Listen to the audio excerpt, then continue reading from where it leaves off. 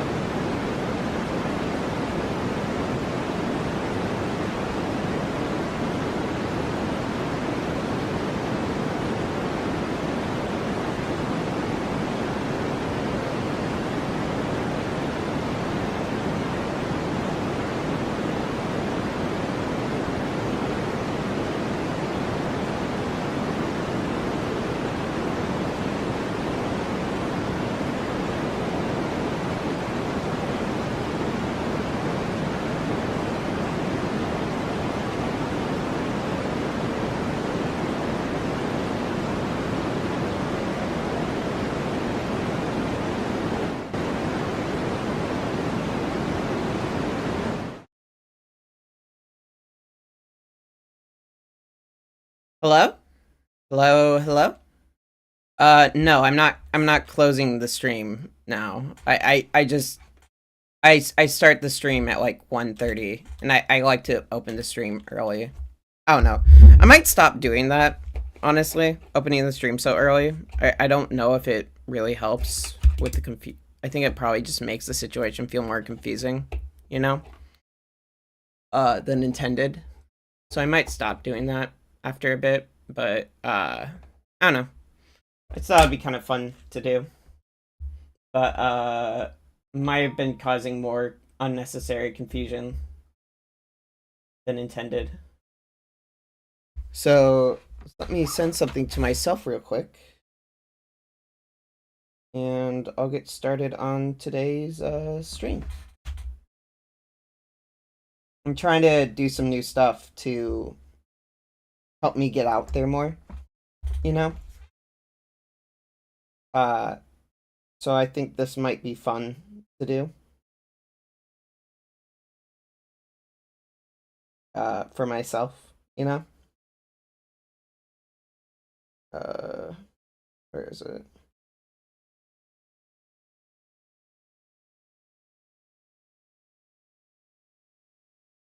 Come on, my fucking internet sucks ass, dude. I swear to Christ. Alright,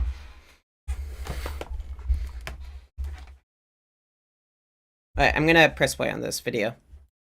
In 2023, look back at March of 2020 and say Fauciism was wrong.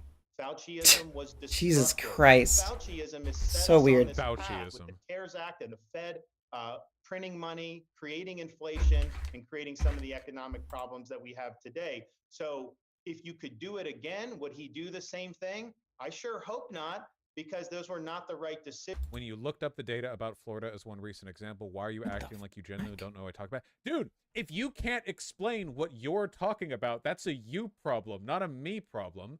I don't know what you're talking about. You with the Florida thing, are you telling me that the rent prices on the website on the rent that it's not right? Like, what point am I wrong on? What argument have I incorrectly presented? Decisions to make. And I've said very clearly, you know, if I'm president, somebody like Fauci is in the government, I will bring them in and I will tell them two things. You are fired. You know, it's always bad for you. What the f did he just say? Because those were not the right decisions to make. And I've said very clearly, you know, if I'm president, somebody like Fauci is in the government, I will bring them in and I will tell them two things. You are fired. I can't believe it. So first of all, he's stealing the trumpet. Second of all, he meant to say, you're fired. Not you are fired. He meant to say you're fired, but he's so uncharismatic, he couldn't even nail the landing on that. And what's more, he shouldn't have said two things. He should have said two words. He f***ed this up on 3 points. 2 words. You're fired. That's how the line goes. That's what he meant to say. But instead he said 2 things and then said 3 words. Unbelievable. Genuinely incredible. It takes effort to fuck up that much. You know, it's always bad for you, big tech grabbing your data. Here is maybe. So Governor DeSantis, you know, one of the other areas where Donald Trump has tried to draw contrast, he's been suggesting that there are high crime rates in the state of Florida. Obviously, he speaks as a sort of law and order candidate. But, you know, we were all present for 2020, and the National Guard was not deployed despite massive rioting in America's major cities. You, as governor of Florida, actually took some pretty strong positions on crime, up to and including. Yeah, the data is so obviously manipulated. You literally visited that website before. This is literally the reason why you look up shit outside. Okay, so you're just not gonna say what I'm wrong on. You can't actually say what I'm incorrect on. You're just angry. What are you even angry about? I don't even know what you're angry about. I'll solve this. People like you are only valuable insofar as you're entertaining, okay? Including providing stipends for incoming police officers. Maybe you can talk about that a little bit. Well, first of all, Florida's crime rate is at a 50-year low.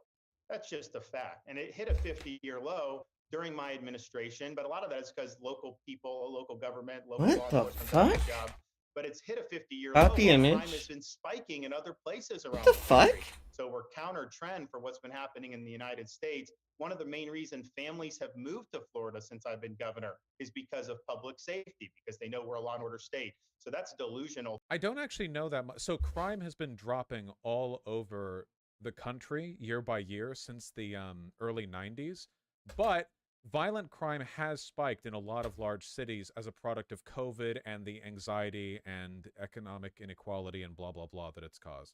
Let me take a look at the Florida crime rate thing. Florida crime rate over time. Florida crime statistics. So this is violent crimes and property crimes ranked separately. It looks... Wait, why is he saying the lowest crime rate in 50 years? I mean, I guess... So, wait, is he saying it's been declining for 50 years? Because it looks like their chart follows the same pattern of declining since the 1990s. Like, low... So, it's like, oh, it's lower than it's been since, like, 1970, I guess. But that doesn't mean it's been declining the entire time. Has Florida had an increase in violent crime because of COVID? Because it has in a lot of other places. I know that the murder rate went up in Florida. A lot of that had to do with the passing of their Stand Your Ground bill, I think. How violent crime in Florida compares to other states. We're learning a lot today. It's nice, and nice educational segment. That's good. Okay, highest violent crime is Alaska. That's not surprising to me. New Mexico, Tennessee, Arkansas, Louisiana, Missouri, South Carolina, Dakota, Arizona, Michigan, Montana, Nevada, Oklahoma, Alabama, Texas, California, Delaware, Illinois, Kansas, Colorado, North Carolina, Georgia, Maryland, Pennsylvania, Florida at 25. Oh, and then New York right next to it. So this is for 2020. So I guess New York has a incredibly marginally lower violent crime rate than Florida does. DeSantis is saying 50 years because of the this Florida crime rate drops for record 50-year low. Okay, 50-year low is not the same as has been decreasing for 50 years. That's not how those numbers work. So, okay, but yeah, all right. Well, now I know. Okay. And the safest state to be in is Maine, then New Hampshire, Vermont, Connecticut. I guess being in the Northeast is the best place.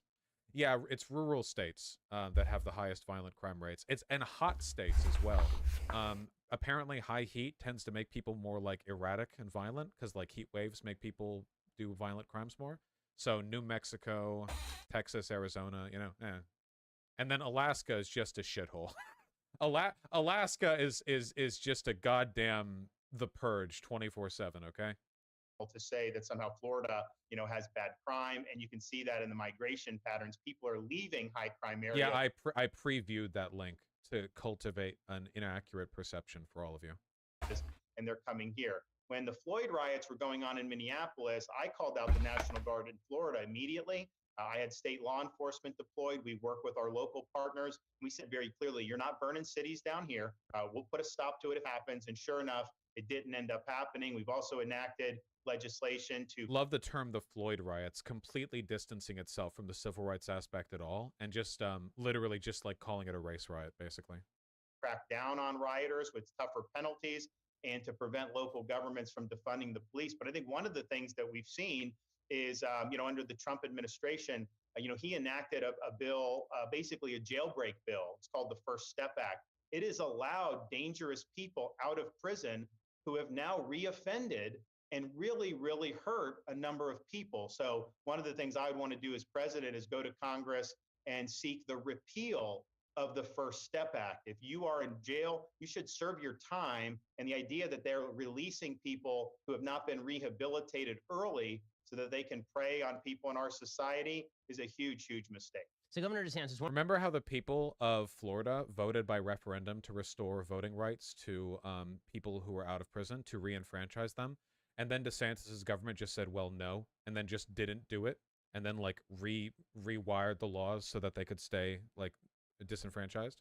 One of the big questions that comes up in the presidential election, happened in 2020, I'm sure it'll happen again in 2024, is Donald Trump claims that the 2020 election was rigged. And this raises a question. Even if you believe that that's true, how do you plan to reverse that sort of thing? If you're worried that the voting rules have changed, how do you plan to actually win, given the fact that 2020 didn't go the way that Donald Trump wanted it to go. Well, you obviously in the state of Florida took a very different tack, and you can see the results. You can see a 20-point shift between 2018 and 2020. Can you talk about your sort of on the ground strategy and how that would be different from what President Trump did in 2020 running against the Democrats? The left is going to throw the kitchen sink at any Republican. You've got to be ready for that. So in 2020, we saw these states largely because of the Fauci state of emergency for COVID. Are you scared because I am? No, I genuinely do not think that DeSantis has a chance against Trump. And I think that he's, he's got even less. I don't think he has a chance against Biden even. I do think this is ultimately Trump versus Biden, and all DeSantis can do is make Trump more antagonistic to the elements of the GOP that side with DeSantis. What if Trump gets arrested? I think that Trump loyalists are not going to take well to that. They are not all going to rationally pile in to support DeSantis. Yeah, I take this as rather optimistic, to be honest. But they use that as a pretext to change the rules, the way voting happened. They embrace this mail balloting and ballot harvesting. Of course, I think that that's wrong. But if I were the candidate, I would have gone in and combated that. Either had our people doing the same ballot harvesting or been more aggressive to try to head that off in terms of some of the legal challenges. I also look at how the federal government— He's saying he would have acted faster to block people from voting. —colluded with some of the tech companies to censor information, like the Hunter Biden story. That's election interference. It's totally unfair. But I would also point out that it is not. It's also funny that he would say this when he literally announced his presidency, his campaign, on Twitter, and then put forward a campaign ad of him with equal billing alongside Elon, then passed a law that specifically protects Elon. Phenomenal. that was Donald Trump's FBI and Donald Trump's DHS that was doing that. He didn't have control over his own agencies. If somebody in my government were doing that, they would have been fired the next day. And so you've got to take the responsibility as the candidate to shape the battlefield in a way that's going to be most advantageous to your side winning. So what I'll do, obviously in Florida, we did it very effectively, but nationally, you look to see what the rules of the game are. Yes, we banned ballot harvesting in Florida. That's what you should do. Yes, we banned Zuckerbucks in Florida. That's what you should do. However, not every state has done that. So if you're in a state like Nevada, that's a mass mail. That is pretty evil, not gonna lie. And Zuckerbucks, we will have organizations in place so that we can exploit that system. If you have it in Wisconsin, we will have organizations in place to exploit that system. I think telling people— There's barely any bark to this guy. No, yeah, that's just what I mean. He does not come across as convincing or charismatic. Not to send in a mail ballot is a huge mistake, and it ends up reducing the pool of prospective voters. In Florida, we focused on some of these low propensity voters in my reelection. They usually vote in presidential. They don't always vote in midterm. And we converted a lot of them to vote. Most of them chose to vote by absentee ballot through the mail. That was their choice. If we told them you could only vote on election day, some of them very well may not have voted. So understand the battlefield. It's your responsibility as a candidate to head off. It's like when he's just talking about it, it's just kind of boring. It's fun to make fun of him when he says something stupid, which is generally the case with Republicans or politicians in general, honestly. But there's no energy. And I mean, you can see this with the polling numbers for the primary, right? I mean, look at this. Polling data on RCP for the Republican primary. And then you have, like, in all of these, it's like 50 to 60 points for Trump and then like 15 to 25 points for DeSantis, you know? I mean, this isn't a percentage chance of winning the primary. This is percentage of the respondents' favorability, you know? So it's like it is substantial. Even back here, man. Even this whole time when the narrative was that DeSantis was doing great things in Florida, you know, Trump announces and starts getting louder and louder, and it's just, yeah, you can't pull Republicans away from Trump. This is what they want to be. I have a bad feeling if Biden gets through the primary. Well, I've got bad news for you, bucko. Biden, there's not going to be a primary. You kidding me? We aren't getting a Democratic primary in 2024. The DNC doesn't care about democracy. Primary. You are getting your octogenarian, and you are going to like it. But every single candidate that we would nominate is going to face this from the left, the Democrats, and the media. And what I've told people, if you nominate me, I'm not going to make excuses. I'm going to get it done, and we'll be sworn in as president on January 20th, 2025. So, Governor DeSantis, final question for you here, because I know you have to run. Now, President Trump has threatened to not participate in any primary debates, assuming that he will sort of be appointed by acclamation. What do you make of his threats not to engage in some sort of primary debate with any of the other candidates? Well, look, I mean, I'm a blue collar kid. I started working for minimum wage. And I learned very early on, I'm not entitled to anything. You got to earn it in this world. And I think this nomination is something people have to earn. Nobody's entitled It's the same rhetoric that he used with the other guy. So scripted. to be nominated. And so I intend to earn it. I think those debates are an important part of the process. So Republicans across the country can size up candidates and see what they think. I look forward to participating in them because I think we've got a great story to tell. And I think that the contrast between me and some of the other candidates, I think will be favorable. And I think it'll help us win the nomination. Well, that is Governor Ron DeSantis. He's got a big day. And so weak. So weak. How do you respond to your primary mate essentially disregarding you and saying there's no point in debating you because he's so confident he'll win anyway? Well, I worked a job once and you got to work for what you get. So I think we should talk about, holy shit. The title of this is DeSantis rips into Trump. I thought at the end he might, say like, well, I think it's kind of cowardly to not want to debate, to be honest. But no, he can't even say that. And the reason why, again, is because DeSantis is aware of the fact that even minor antagonizing of Trump will bring a storm down on his ass as Trump dedicates the next 4 months of his life to trashing him. And he's trying to win over Trump voters who are probably not going to take kindly to his attacks. Big several weeks at the minimum lined up for him. Governor DeSantis, if you want to give to his campaign, head on over to rondesantis.com. Really appreciate the time and good luck. Hey, thanks so much. We appreciate everybody's support. Alrighty, folks. Monday. Of course. Spectacular stuff. Ron Blue Collar DeSantis has a strange amount of billionaires supporting him. No, that fully makes sense. The billionaires want Ron DeSantis because he would be a more like rational, advocate for their interests than Donald Trump would be, who's kind of a wild card. Oh, wow. This guy looks like a bird. Why does he look like this? This guy, okay, normally I'll say, like, this person looks phenotypically conservative. This person looks phenotypically liberal. I know he's not. Just, like, he looks like a bird guy. Like John Oliver, He was in Congress for a minute. The vulture from Spider-Man. True. We're back with Florida Governor Ron DeSantis, who just announced he's running for president of I see. I would not have matched that voice to that hair, but okay.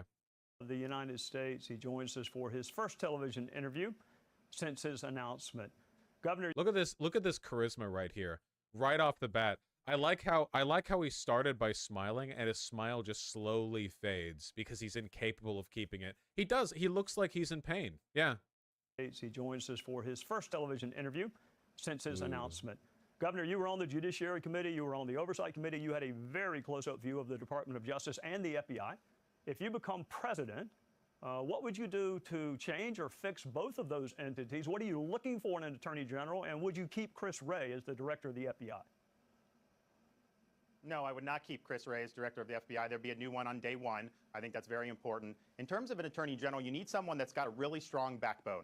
You need somebody that knows if you're going in there and you're taking care of business, the Washington Post is not going to like you. New York Times is not going to like you. You're going to get attacked by CNN, and you got to wear that as a badge of honor. You can't try to please polite society because What's otherwise up? You'll just get captured by the institution. What's up? I think the DOJ and FBI. The FBI is going to get captured by CNN? Is that how the power ranking works? Again, keep in mind Yeah, what he's of course. basically saying is that the FBI has to be conservative because if they're not conservative, then they're in line with the Jews. That's again like I'm not going to pretend that that's not what we're talking about here. The far right shit is so open and in the air that there's not really a point in pretending that it's anything more than a dog whistle, but like that's what's being said. Have lost their way. I think that they've been weaponized against Americans who think like me and you, and I think that they become very partisan. Part of the reason that's happened, Trey, is because Republican presidents have accepted the canard that the DOJ and FBI are, quote, independent. They are not independent agencies. They are part of the executive branch. They answer to the elected president of the United States. So as president, you have a responsibility. This is not true. To be involved and holding those agencies Well, accountable. the DOJ is literally a branch of the executive group, so that is to an extent, though not directly. You know, being a part of the executive administrative state doesn't mean you're literally underneath the president in terms of taking orders. The president has a role in deciding who leads your group through the cabinet, but that does not mean that he can just directly tell you to do something. The FBI does not answer to the president like that. Accountable, clearing out people who are not doing the job, and making sure that they're doing the people's business and they're not abusing their authority. For example, if the FBI or DOJ would ever collude with a tech company to try to censor information, everybody involved with that would be fired immediately if I were the president. And right now, I think those agencies have been able to go without any real accountability. And so guess what? When there's no accountability, the bad behavior is going to continue. All right, let's move to the border. Legal immigration, illegal immigration. President Ron DeSantis does what? Does what on border security? Does what? The FBI is part of the executive branch too. Its director is appointed by the president, but not directly controlled by the president. Yeah, but I don't, okay, I could be wrong on this, so correct me if I am. But as I understand it, like, the president does directly, like, convene with and have a decent amount of sway with the leadership of any of the executive administrative branches that are picked through the cabinet. But, like, historically speaking, there has not always been a very direct line of communication between the president and the director of the FBI insofar as, like, managing the department goes. The FBI, because it's an intelligence agency, has always operated with a little bit more of a distanced, you know, like, not like total separation or whatever, but, like, I think it's ahistorical to suggest that it's like the FBI is basically just like another cabinet to control. You know what I mean? Maybe I could be off on that, but that's my impression. On the asylum process, what is your immigration plan for both legal and illegal immigration? Day one, it's a national emergency. We'll mobilize all resources to construct the border wall, shut the border down. We're not going to be entertaining asylum claims for people coming across the border illegally. We're going to make very clear about that. It's a huge argument in administrative law. Okay, then I guess it's complicated. I won't pretend to be an expert on it. Isn't immigration going down right now? Or it could be going up. Let me see. Is immigration going up? The increase over the last 2 years was smaller than the change from 2017 to 2019. Okay, hold on. Immigrants per year, USA. What are we up to now? Current immigration rate in the US. No, I mean per year. Come on. Google is not giving me the answers that I want here. Give me a chart, like per year. How many... Well, these are deportations of immigrants, but this stops in 2018. Being difficult today? If somebody could find me a relevant article, I'd like to look at it. Going to have things like remain in Mexico, so we don't have the incentives to come illegally. We do need to hold these Mexican drug cartels accountable, and we'll be looking at levers that we can pull to be able to do that. At the end of the day, nobody has a right to... Reminder that the main thing we could do to hold those cartels accountable would be to stop creating a market for them by legalizing drugs. Making weed legal in now, like, what, almost half of U.S. states or something? So the weed legalization is going up and up and up. Does significantly cut into the market of illicit drugs that are moved into our country. Additionally, a huge amount of the fentanyl that is brought into this country is done to capitalize on the opiate addictions that people who are prescribed painkillers unnecessarily develop. So people will go to their doctors. The doctors listen to the pharmaceutical industries and prescribe opiate painkillers. They get addicted to the opiate painkillers. Their prescription runs out, and then they turn towards other drugs like fentanyl that fundamentally at the same high, but obviously fentanyl is way more dangerous, so then they die. Fentanyl overdoses kill a lot of people every year. Come to our country illegally. We, the American people, can determine what type of immigration system that we want. I think the purpose of immigration is to benefit our country. No, And this so is me if something trying illegally does to not benefit, which I get don't more think it people is, to then we notice me shouldn't do online, it. actually. Immigration objectively benefits our country. Mathematically, economically. So, every I'm just American trying to do benefits. more The art only stuff group that of will get me Americans more who don't benefit noticed in the short online. term are high school dropouts. In the And long then, term, they also benefit. The only group try of people in this to, country like, who post it on there actually more. do Because not a lot more benefit people are from immigration a lot are more the people current are talking about Legend of Zelda at the current moment. So I'm trying to do, like, Legend of Zelda art right now. Or, like, other kind of art right now. So that people will notice when I, talk about it, you know? So I'm just playing, like, the algorithm game at the current moment. It's not like like the algorithm game's not like a perfect way to do things, obviously, for obvious reasons, but it's really helpful for if you want to just get out there and have people notice you. So this is me trying to like get out there more. So I'm doing stuff that's more, a little more based around the algorithm, and I'm trying to do this in a way that more people will notice me, and also I can still do stuff that I really like to do.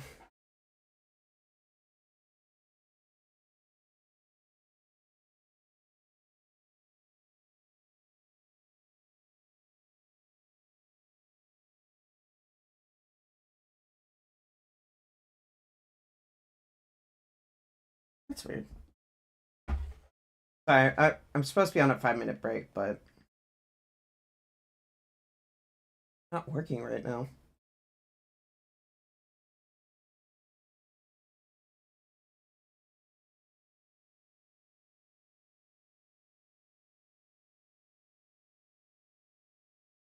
Okay, sweet. So yeah, I'm just trying to do what will get me popular. Immigration. So actually, if you're truly anti-immigrant, Ron DeSantis, you would want more immigrants to come in because it would. I might start. Already here. I'm thinking I might start doing more like doodle comics too. I might start doing that starting tomorrow. Actually, I'll do some more comic strips, and but have them be like more based off like what's being popular right now. I want to be really spiteful. I think the legal immigration system needs to be geared, though, towards assimilating people. We used to do a pretty good job of that. Now, it's almost like we try to incentivize people to come and not want to assimilate into our country. So we're going to be very strong on the border. We'll finally get that done and take care of it. America is literally renowned as a melting pot because we, in spite of our differences, all sort of blend together as Americans. That is the historical narrative of this country. It has never been true, but it's a nice thing to aspire to. Forced assimilation of immigration is Nazi shit. Okay. Because Republicans have been asking about this for years and years and years. I can tell you, Trey, when I tell people I'm going to do something, I follow through. I'll use all the levers at my disposal to be able to get it done, and we will finally put this issue to bed once and for all. Does your immigration plan include a wall, the completion of a wall, a full wall on the border with Mexico? Yes. Yeah, we will construct the border wall. I think it's too big of a border to only rely on personnel. You need to have that physical wall. And if we had a physical wall on the southern border, sorry, I'm playing like would Pizza not be Tower able to right get now. Away with as much shenanigans as he's getting away. The What? reason he's allowing On the my- border to be open is because I you know. have wide open spaces across thousands of miles of the border. These sneaky shenanigans. tiny You know, hands. Biden's doing little cartwheels right across the border.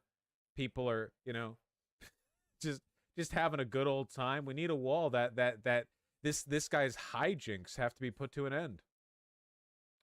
Here we go. Refugee arrivals, fiscal years 1980 to 2021. Not all immigrants will be counted as refugees in this. Or by 39, did you mean according to the Google Doc? Lawful permanent. Yeah, this only counts for some of them. Thank you. I do think numbers have gone down slightly lately, but not totally. 86% of drug smugglers are U.S. citizens, not undocumented immigrants. Yeah, of course. Pizza Like, Tower's a if you think fucking about great it for a game, by the second, way. okay? I've been really enjoying this game. Cartels and drug runners. This is a multi-billion-dollar industry.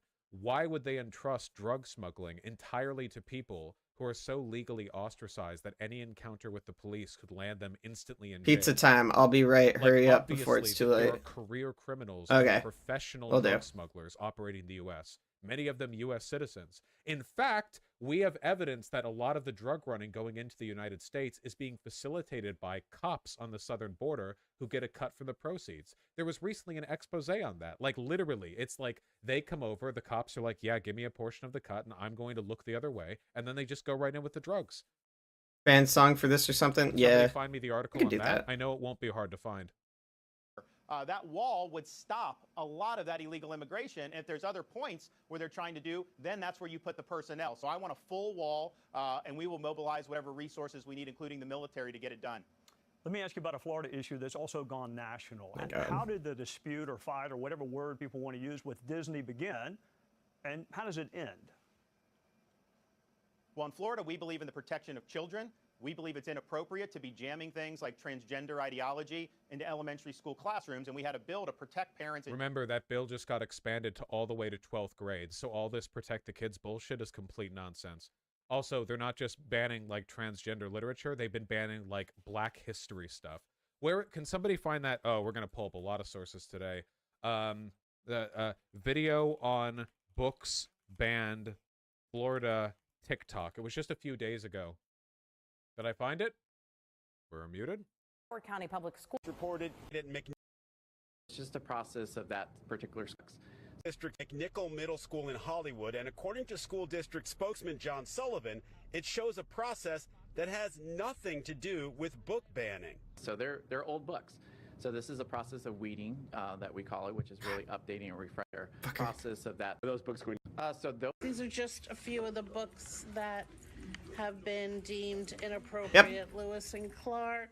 Literally, it's like everything historical, anything that has anything to do with race or history, or gender or anything. Like there's nothing left. And keep in mind, if they keep these books, the teachers can be sued for a felony crime. All right, sweet. They're removing these books from our library. So the state did not come down last week and ban any books in Broward County schools. The video depicted that the state was down here to ban those books in those bins. That did not occur. Complaints from the. But then what happened? And why are in those bins? Can you explain? They're current, up to state statute. So it's just a process of that particular school that was going through, and that's why there was all those books and bins. It says right there, books being vetted. Mouse, a book about the Holocaust, was banned in Florida. A ton of books have been banned in Florida. Books banned in Florida list. But like it's literally like a white list. 84 books banned in Martin County, Florida. The Absolutely True Diary of a Part-Time Indian, All-American Boys, Almost Perfect America, Jesus. Art of Racing in the Rain, Ask the Pastor. Like if you go through these, there are reasons they're choosing these books, you know? It's not subtle. 1,477 instances of individual books banned. Handmaid's Tale. Children from that in Florida. Disney opposed it. They tried to tank it. They usually get whatever they want throughout history in Florida. But with me as governor, that wasn't going to fly. We signed the bill and we protected our kids. But I think Disney has gone down the road of wanting to put sexualization in the children's programming. So the company, I think, has lost its way in terms of the values that maybe they had when Walt established it or when it first started in Florida. Shame they don't have any like visual example to provide and are just showing people at Disneyland. What ended up happening, though, is that they had this cushy arrangement that they got decades ago where they had their own government in Central Florida. They were exempt from laws that everyone else had to follow, and they got massive tax breaks and even racked up municipal debt. So what we said was, look, we're not comfortable having this company on a pedestal joined at the hip with the state of Florida. Our values have just gone in different directions, and so we ended their self-governing status. They now have to live under the same laws as everybody else, and they have to pay their fair share of taxes. So they're suing us to try to recover their corporate welfare. You have no right to corporate welfare. Florida's a great business environment. People are making money hand over fist, but it's just not good enough for them to live like Universal or SeaWorld. They want to have their own special arrangement, but there's a new sheriff in town. He is correct, by the way, that Florida leveraged their incredible regional power in order to get essentially like a miniature government in Florida. Under normal circumstances, I would be completely in favor of a leader of Florida taking them down a couple of pegs on account of that. The problem is they're not going after Disney for exploitative business practices or running their own private government. They're going after Disney for peddling like Jewish, queer, degenerate propaganda or whatever. Not the right reason to go after Disney. You know, sorry. You know, I wouldn't agree with the arguments Nazis made against the Weimar banks back in the 30s either. You know, I'm not falling for that bullshit. I wasn't born yesterday. And that's not going to happen. And at the end of the day, we will never waver in our defense of families and children. And as a father of a 6, a 5, and a 3-year-old, I strongly believe that parents should. What's the fan song? Have them watch cartoons or just be kids without someone trying to shove an agenda down their throats. Is that an example of something Governor DeSantis might become involved with, but President DeSantis would not? I mean, the president has a different role. There would not be that, I guess, interconnectivity with a private business, or do you think it's also appropriate for a president to do that? Well, if there was somehow a federally conferred private government given to a corporation, like you had with Disney, then that could potentially be something that you would do. But I don't think that that exists anywhere else in the country. So I think this was a unique setup involving the state of Florida and this one company, and it started many, many decades ago, but clearly it's not something that was viable going forward. So I just don't think you would have the same set of facts, a president vis-a-vis what a governor would do in this situation. But we will, as president, lean in against woke ideology and against the sexualization of children. It's wrong, Trey, what they're trying to do to these kids. This really is all they have. Leaving aside his lack of charisma, this is what I mean about the Republican Party overcommitting.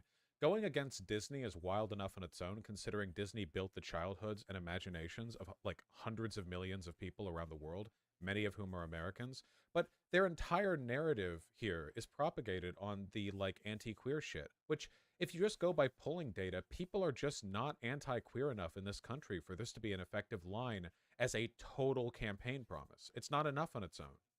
Not going to abide by it. And in Florida, we say we're the state where woke goes to die. You know, as president, I'm going to make sure woke ideology ends up in the dustbin of history. Let me ask you about another contentious issue. For decades, conservatives wanted the issue of abortion sent to the states.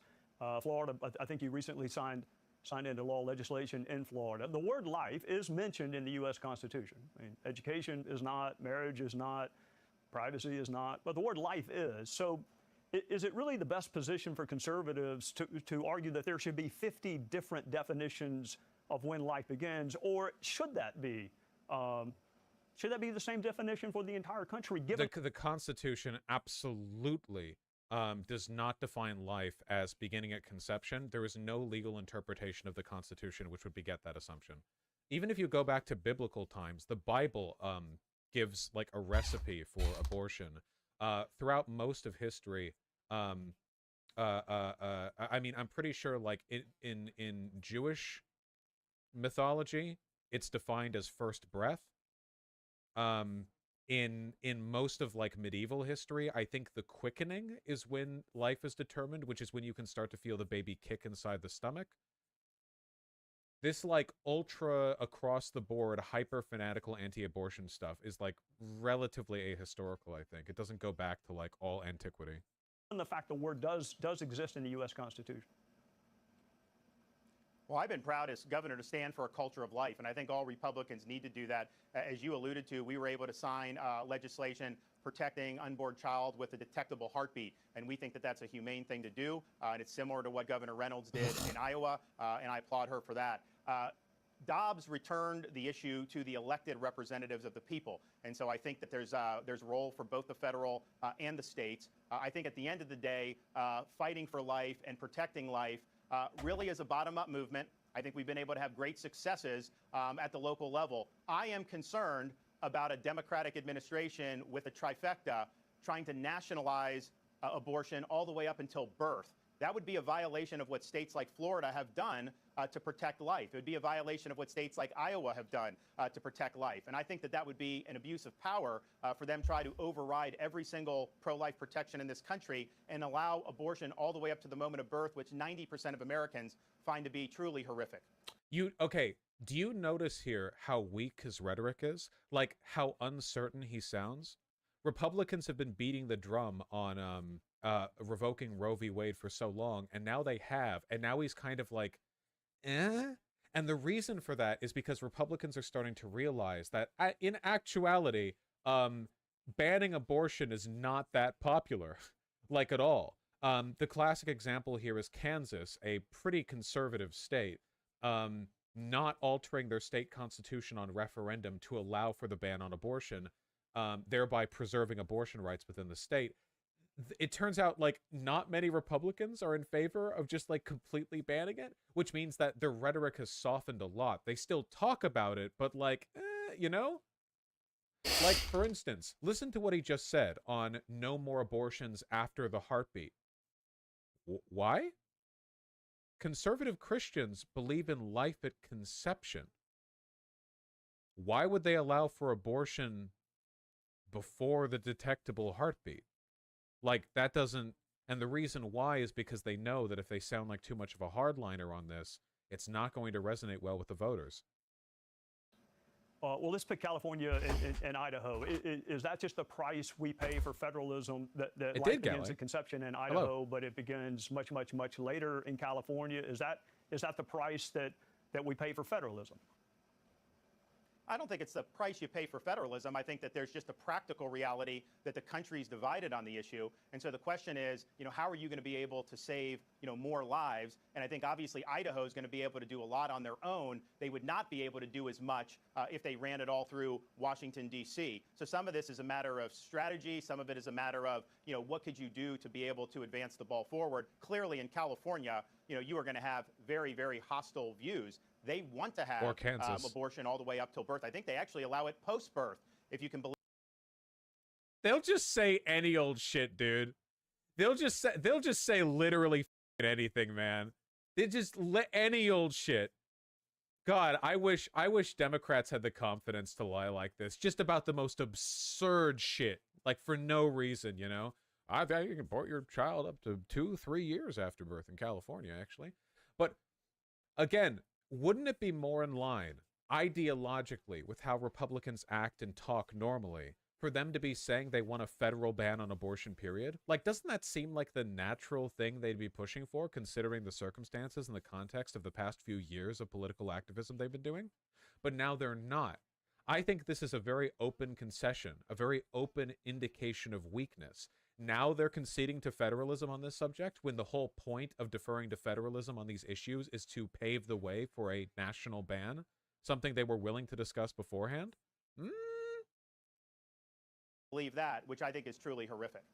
All right, you wore the uniform. If you are elected president, you may be the first one in a while to have worn the uniform. How would you address the ongoing war in Eastern Europe between Russia and Ukraine on day one of a Ron DeSantis presidency? Well, first, I think what we need to do as a veteran is recognize that our military has become politicized.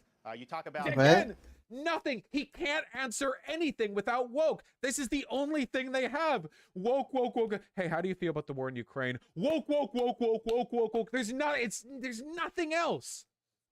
Not to mention the stupidity of saying the military has been politicized. The historically, of course, the apolitical military, a real thing that exists, definitely. But like, that's all they have to talk about. It's all they care about. Republicans have never been this dogmatic. Not since the 1960s.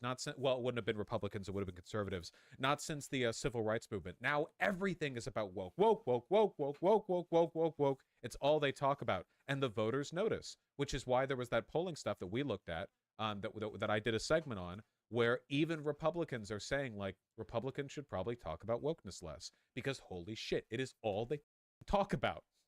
Gender ideology, you talk about things like global warming that they're somehow concerned, and that's not the military that I served in. We need to return our military to focusing on commitment, focusing on the core values and the core mission. That would be something that I could take care of on day one. There'll be a new sheriff in town as commander-in-chief, and I think you'll see recruiting start to get back to where it needs to be, because people don't want to join a woke military, and I think it's been really, really problematic. Look, in terms of what's going on over in Eastern Europe, I'd like to see a settlement of this. I do not want to see a wider war. I think it's completely unknowable what it will look like in January of 2025, but I would not want to see the United States with our troops get enmeshed in a war in Russia or in Ukraine. So he had nothing to say. Yeah, literally. His response to that was, I don't know, but I don't want nuclear war. But he took 2 minutes to talk about woke ideology and how on his first day he would annihilate the woke within the military. It's all they have. Governor, there is a very, very slight chance that you will pick up a nickname at some point in the next couple of days or weeks. Certainly, perhaps from one fellow contender, maybe from more than one, I don't know. How do you run a robust campaign in a vast and varied field and still bring everyone back? Because whoever the Republican nominee is going to have everyone to win the general election. So how do you run robustly, even sometimes when it's going to be tough, and still keep supporters of other candidates? Well, look, I don't mind. This question is basically, how are you going to deal with the fact that Donald Trump is way funnier than you? That's the question that was just asked. What is your plan to deal with the comedic stylings of one Mr. Trump? Being called different things. I've been called everything but a child of God as it is. So that doesn't faze me. You can call me whatever you want. Just make sure you call me a winner, because that's what we've done in the state of Florida, and that's exactly what we would do nationally, not only in the election, but actually bringing all these great policies to bear. I can tell you, Trey, in Florida, we united the Republicans like no one's ever done. I think I got 98% of Republicans in my reelection. We also really expanded the tent, and I think that's the only way that you can do it. There'll be slings and arrows, but I'm a big boy. I can take it. There's a lot of people that have given a lot more than that so that this country can be free. You can see their tombstones in places like Arlington National Cemetery. So if the sacrifice I have to make is people are going to call me names, that pales into comparison what so many people have done for me throughout history so that I could live in a free country. Fuck, that was so fucking weak. Can you imagine him saying that to Donald Trump on the debate stage? Trump's like, Meatball Rob, as I like to call him, very small, very nasty guy. And he's like, I've been to Arlington Cemetery. Many men have died to protect me. So insults don't matter. What you say to me bounces off me and sticks to you like glue. Like Rob, he's a very small man, very stupid, says a lot of words. They don't mean anything. Little Rob, wish he was Big Rob, but he's not. Like, he was like, it's there's no way. He doesn't have any of the casual confidence that a person would need to be able to debate Trump. Unironically, one of the things that Joe Biden has that Hillary Clinton didn't. Hillary Clinton was insecurely trying to play up her record. Joe Biden actually can project confidence pretty well when he's on stage. You know, he's senile. I mean, he's ancient, sure, but he does have that specific skill. So that's good, at least. Day one, you mentioned noon on Inauguration Day. Day one, you get to the White House. What is the first thing President Ron DeSantis would do? And what are the first three things that you would try to do legislatively? So first thing you would do executive with your executive power, and then what would be your first three priorities legislatively? Well, so I think we said, you know, the border, there's a lot you can do. Ripping out Biden's anti-American energy policies, which you probably could do most of that executive. You'll probably need to do some of that legislative as well. And then reconstitutionalizing the administrative state. We have a bureaucracy that's totally out of control. You need to be willing to use Article 2 power to bring the administrative state to heel. I will do that. I think Congress also has a role in reining in the abuses through both the power of the purse and through making sure that they're legislating clear and defined laws that aren't delegating huge swaths of power to unelected bureaucrats. Trey, one thing I think we can do legislatively. I do think that there's something to be said about the administrative state, like gaining increasing prominence relative to, say, like Congress. The problem is that Congress doesn't do anything right now. Congress is deadlocked and has been for a long time. We basically don't have a legislative branch. The only time it functions is when there's stuff that both parties agree on, like pro-corporate policy, or sometimes the very basic essentials of running the country, like the debt ceiling, and even that turns into a shit show every time. You know what I mean? So the administrative state seems like a kind of get around the fact that the legislative branch doesn't really do anything. So we do need it right now. Okay. For those who don't know, there are three branches to the federal government in the United States. There is the executive, that's the president, the legislative, that's Congress, Senate, and then there's the judiciary, that's the Supreme Court.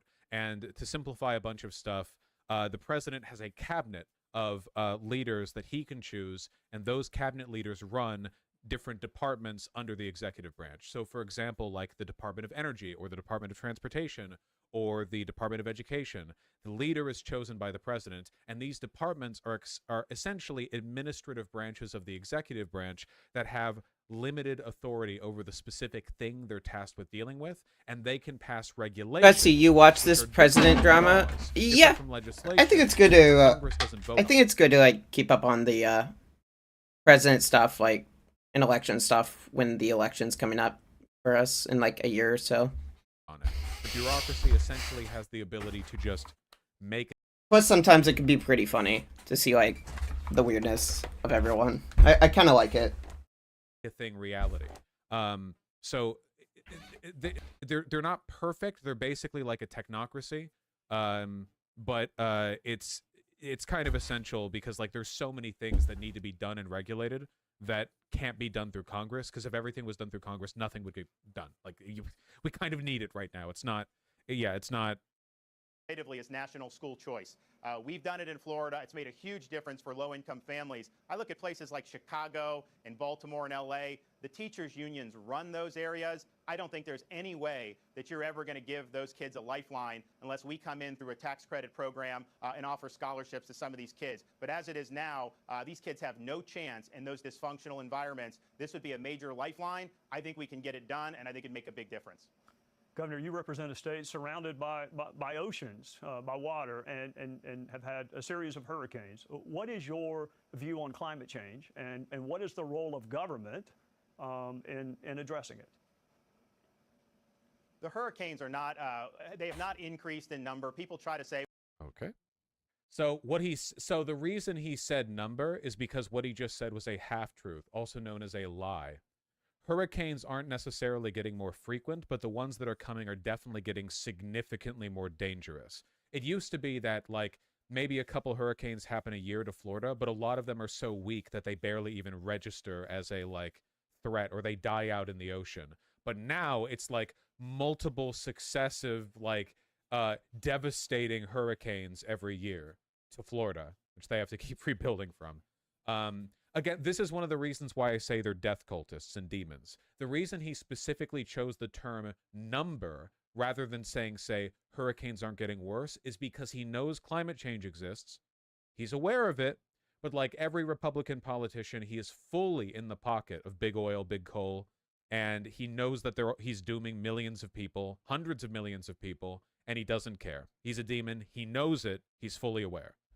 When we had Ian, that it was because of climate change. I'm Ian. But if you look at the first 60 years from 1900 to 1960, we had more major hurricanes hit Florida than in the 60 years since then. This is something that's a fact of life in the Sunshine State. I've always rejected the politicization of the weather, and I think what we should be doing in the United States is politicization of the weather, man. I can't believe weather's gone woke. Focusing on being energy independent, making sure we're utilizing the resources. And oh, by the way, when you have market-based solutions, when you innovate, in Florida, we've seen emissions go down dramatically in the last 10 years, but that's through market and innovation. That is not through mandates. And I think what Biden wants to do, he wants to take us. Okay, let's find out. Are emissions going down in Florida? Florida CO2 emissions. Let's see. I need to buy a program in order to see this chart. No, thank you. Let's see if we can't find this. Energy-related CO2 emissions. I need a chart. I need this over time. Overall, U.S. emissions have gone down. I don't know if Florida has. I'm pretty sure that one of the reasons U.S. emissions have gone down is just because we're using more, like, non-fossil fuel energy for our electricity production. Oh, that's good. Yeah, well, it would have gone down during COVID because COVID, like, made people stop driving as much. But that's not. Yeah, look, it went down for 2008 as well because the economy crashed, so people stop having fun. USA energy production by source. This is from 2021. Yeah, we're still using like majority non-renewable energy. Nuclear power, renewable energy don't produce very much CO2. Natural gas produces less than coal and petroleum, correct? As I understand it, like per like kilowatt hour, there's less combustive. There's less material produced. It's still bad, but it's not as bad, I think. The U.S. relies heavily on oil from Alaska. Yeah, not good, folks. Not good. Washington State's pretty good. Check it out. This is Washington State back in 2014. We've got so many rivers and dams that 2/3 come from hydroelectric. Oh, apparently it's gotten even better?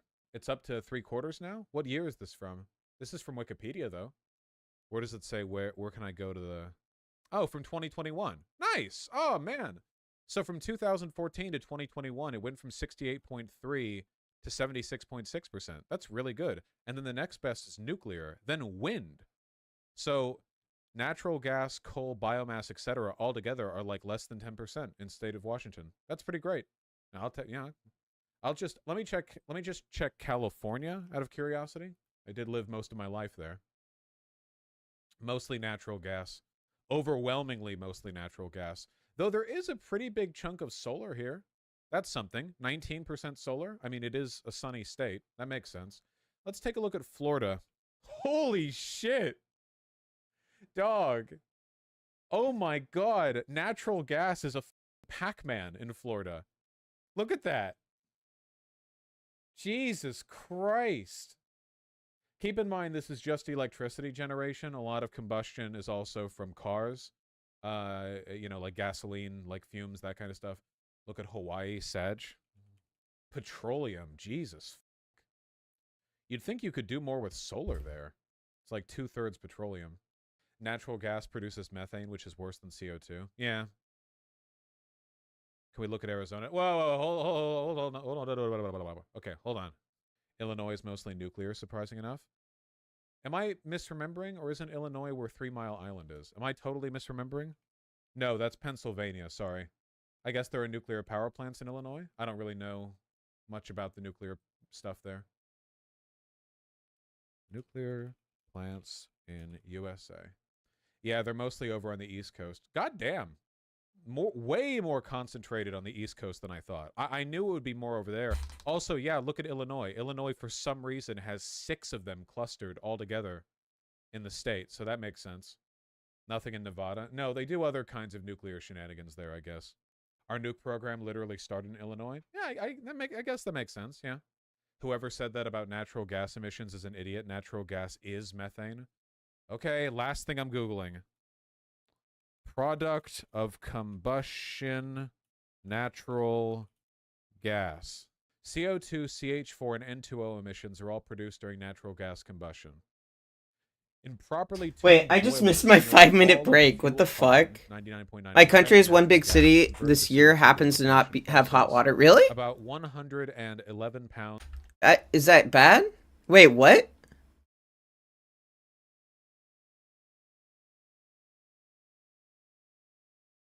Oh, shit. That's fucking wild. Dude, I'm sorry. Yeah, climate change is fucking wild, dude. Like, fucking with everyone. It's ruining our good times. Maybe there's something we could do about it, you know? Maybe, like, destroy big oil. Pounds of CO2 Yeah. are produced per million British thermal units equivalent of natural gas. Okay. Compared with more than 200 pounds of CO2 per such of coal and 160 of distillate fuel oil.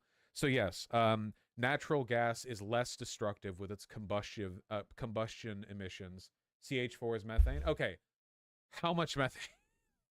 How much methane produced by burning natural gas? 1.3%. Okay. So methane is the natural gas, but not all of it burns, and some methane is let out. Okay, we're moving on. We're learning a lot today. Us in a direction where we're like Germany, where we don't have a reliable power grid, where prices spike. I mean, California, for example, they have a tough time keeping the lights on, and yet they want to ban the internal combustion engine. People are going to plug in, what, another 20 million EVs? How are they going to be able to support that? So we got to get real here. I do think the proposed California ban on non-electric vehicles is pretty stupid.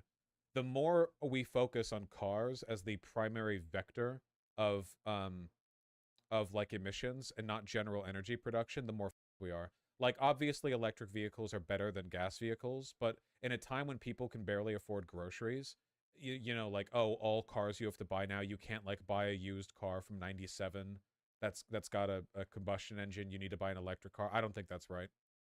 Understand that reliable energy is something that is absolutely essential for a free society, and we will make sure to deliver that as president. President Ron DeSantis would deal with China how? To recognize that they're our foremost geopolitical threat. I think our economies have become way too intermingled. If you look during the Soviet era, we were never intermingled with their economy. Now we have critical things that we rely on our foremost adversary for. Yeah? Yeah. I'm What? just taking a quick 5-minute Hey, break. Back when we were in a Cold War Fuck, dude. with China, we didn't trade with them, but now that we're not, we do? Okay. During COVID, it was almost everything. So I think we need to reshore some of these critical manufacturing items. I think we need to have a robust relationship with Japan, Korea, Yeah. India, Australia to make sure that we can check Chinese expansionism in the Pacific. We also have to recognize that China is getting a foothold in our own Western Hemisphere. I think we need a 21st Yeah, once century I'm done with version of this the Monroe part, Doctrine, I'll be able to making sure post that our own it backyard, later. is I a probably won't freedom that post a lot today of though, leftist governments in Latin America because have I'm trying to only spend like I an think it's hour really doing bad stuff for our like this, and national then I spend the rest of my time working on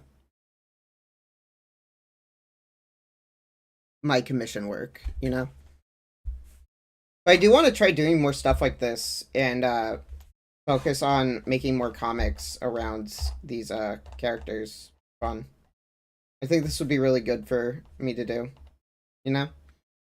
I wonder if there's any reason countries in Latin America might trust China more than the United States. I'm racking my brain and I'm thinking, I'm contemplating causality, just the concept of causality.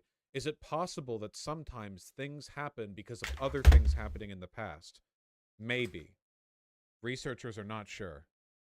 But we have to understand that China is a threat. I think Biden, for whatever reasons, has been lack on China, and I think he's begging China to do some type of a deal with Ukraine and Russia, and I think that would be a mistake to involve Xi in that.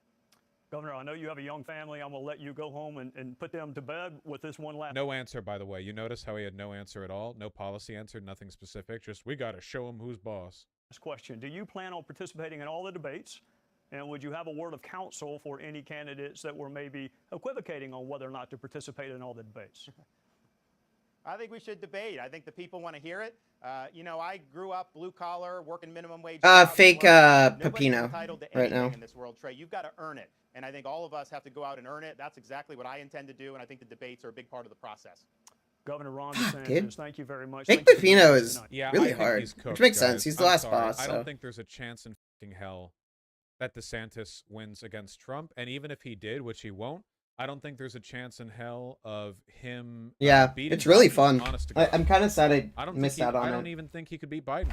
I genuinely think his charisma would get just trashed by Biden.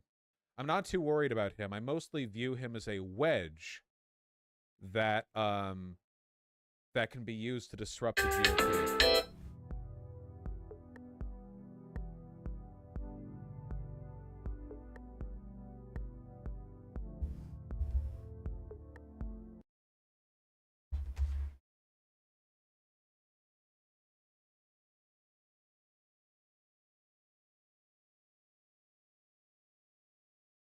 Sorry, I'm just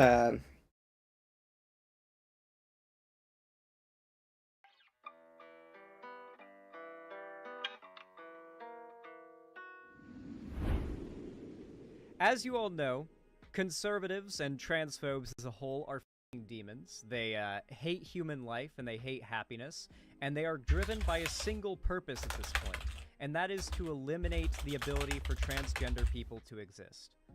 Now, committing a genocide in the traditional sense is kind of borderline impossible to achieve in America.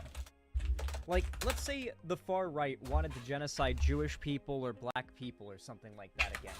That is a goal that is very, very, very hard to achieve if you are a fascist in America. But here's the thing, fascists also hate transgender people because they view trans people as being degenerate. And here's the thing, if you want to commit an effective genocide against transgender people, it's kind of easier for fascists to pull off on like an act. Also, holy shit, using the 3D model saves me so much fucking time. That was really nice. I'm definitely using that more for a lot of commissions, to be honest. That was really nice. I'm not using that for like everything I do, especially like when I'm doing studies. Well, I might use it during studies especially, but yeah, that was really, really nice. Good time saver. I might pull up my, like, my art style list up more often, though, to remind me, like, what I'm trying to go for. But, honestly, besides that, like, that was really fun to use. That was really nice to use.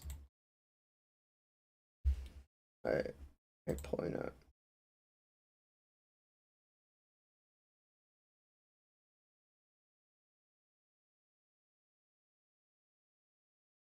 Actually, since I am here already, and I'm in between both, I think I might just take my walk right now. Honestly. Suck. Fuck, dude.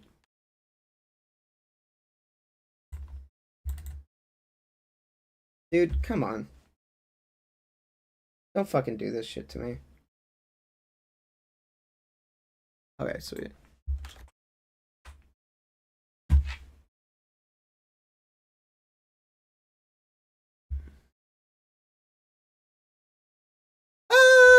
Yeah, I agree.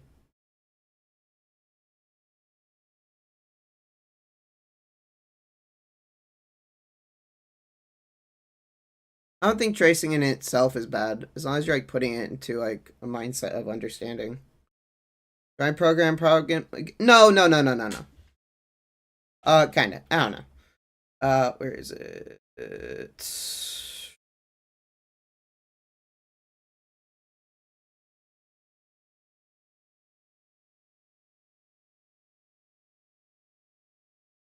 Where are you? Where are you? Fuck, dude.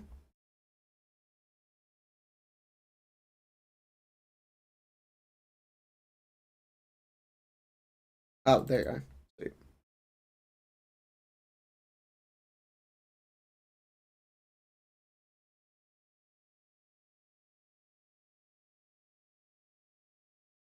I just want to have this opened for I start the day. So I'll go for like a quick walk, and then I'll be back and work on this program, which I'm pretty proud of actually. I'm almost done with this too. I just need to apply a background and the color, and I'll go over it with some art friends. Make the tail a bit shorter, and yeah, then I'll be done. Line art for not wake up with a surprise. What? Well, I haven't done anything yet, so I'm gonna get rid of this line art. I don't think I need it as much as I thought I did. But I have some plans, and I'm really excited. Anyway, I'll be back. I'm gonna go for a quick walk.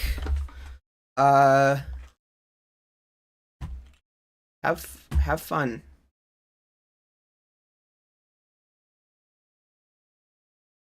What? That's fine.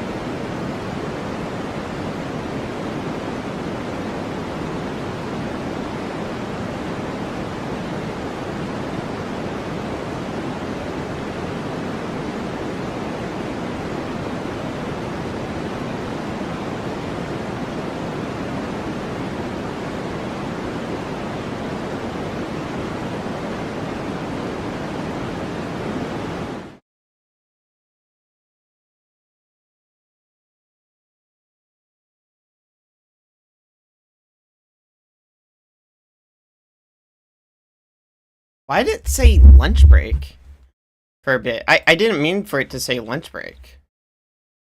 That's weird. That must have been my fault. I must have clicked on the wrong. Let me check this out real quick. What the fuck? That was weird. It should not have said that. Ah, whatever. It doesn't fucking matter right now.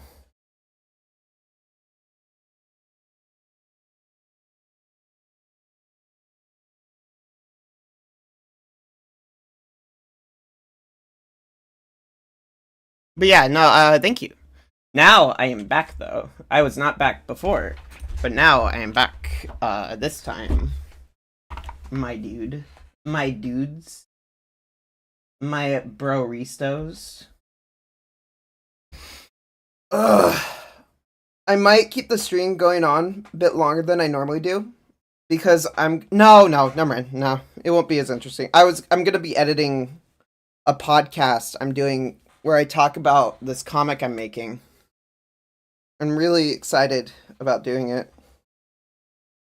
Might be the only one that I might still try making new thumbnails for. I don't want to talk about that one yet, because that one's like that one's a little bit of a fun project I'm currently working on. Anyway, let's go. Let's get this shit started. Actual like systemic. Oh my god, I need water. Based level, then no worries, no spoilers. I'm gonna try to make sure there's no spoilers in this comic.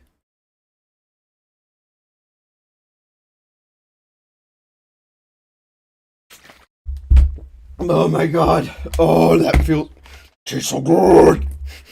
Oh, it tastes so good. Good it tastes. Good it tastes so. Okay, it would be for, say, a racial group or an ethnic minority. And that is for one very, very distinctive reason. Very, very important reason.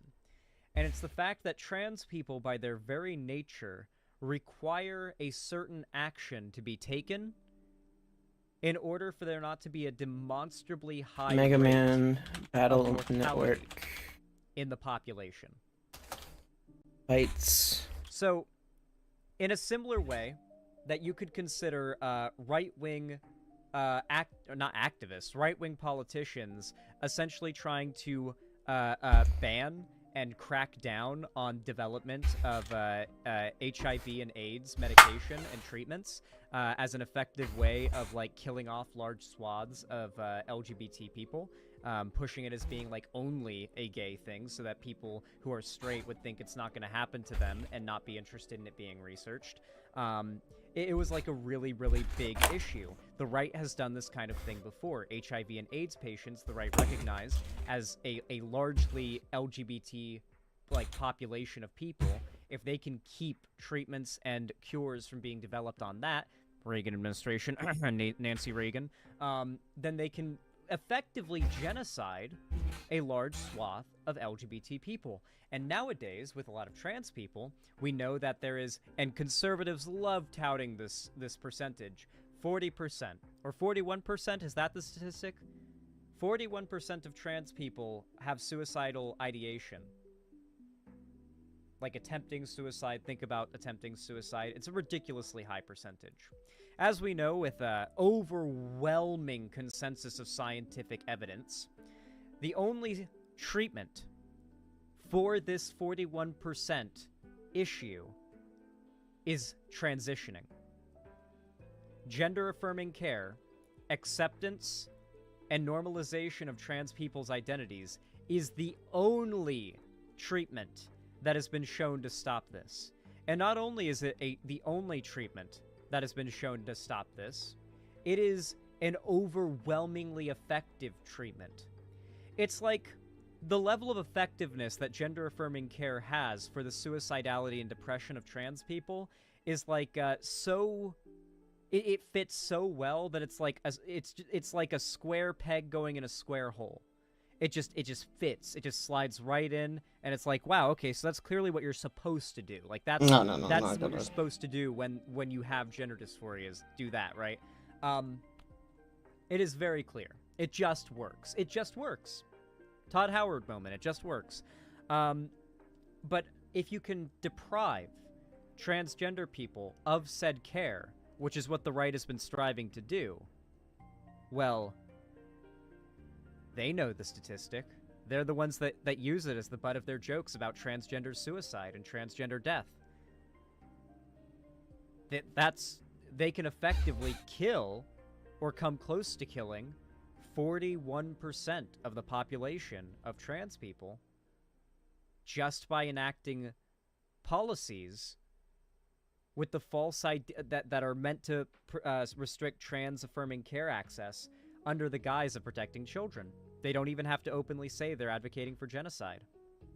And then from there, they can say the trans people that are able to get care, the trans people that are around and able to exist, well, they're groomers. They're child predators. And let's just say that the average American has a very, very, very good idea of what they want to do to people who they've been told are child predators. So that they're kind of counting on that, dealing with the other, 9%. Yes, the GOP lies and villainizes people. And much in this way, every walk of life, trans people are finding their lives are getting worse in red states specifically.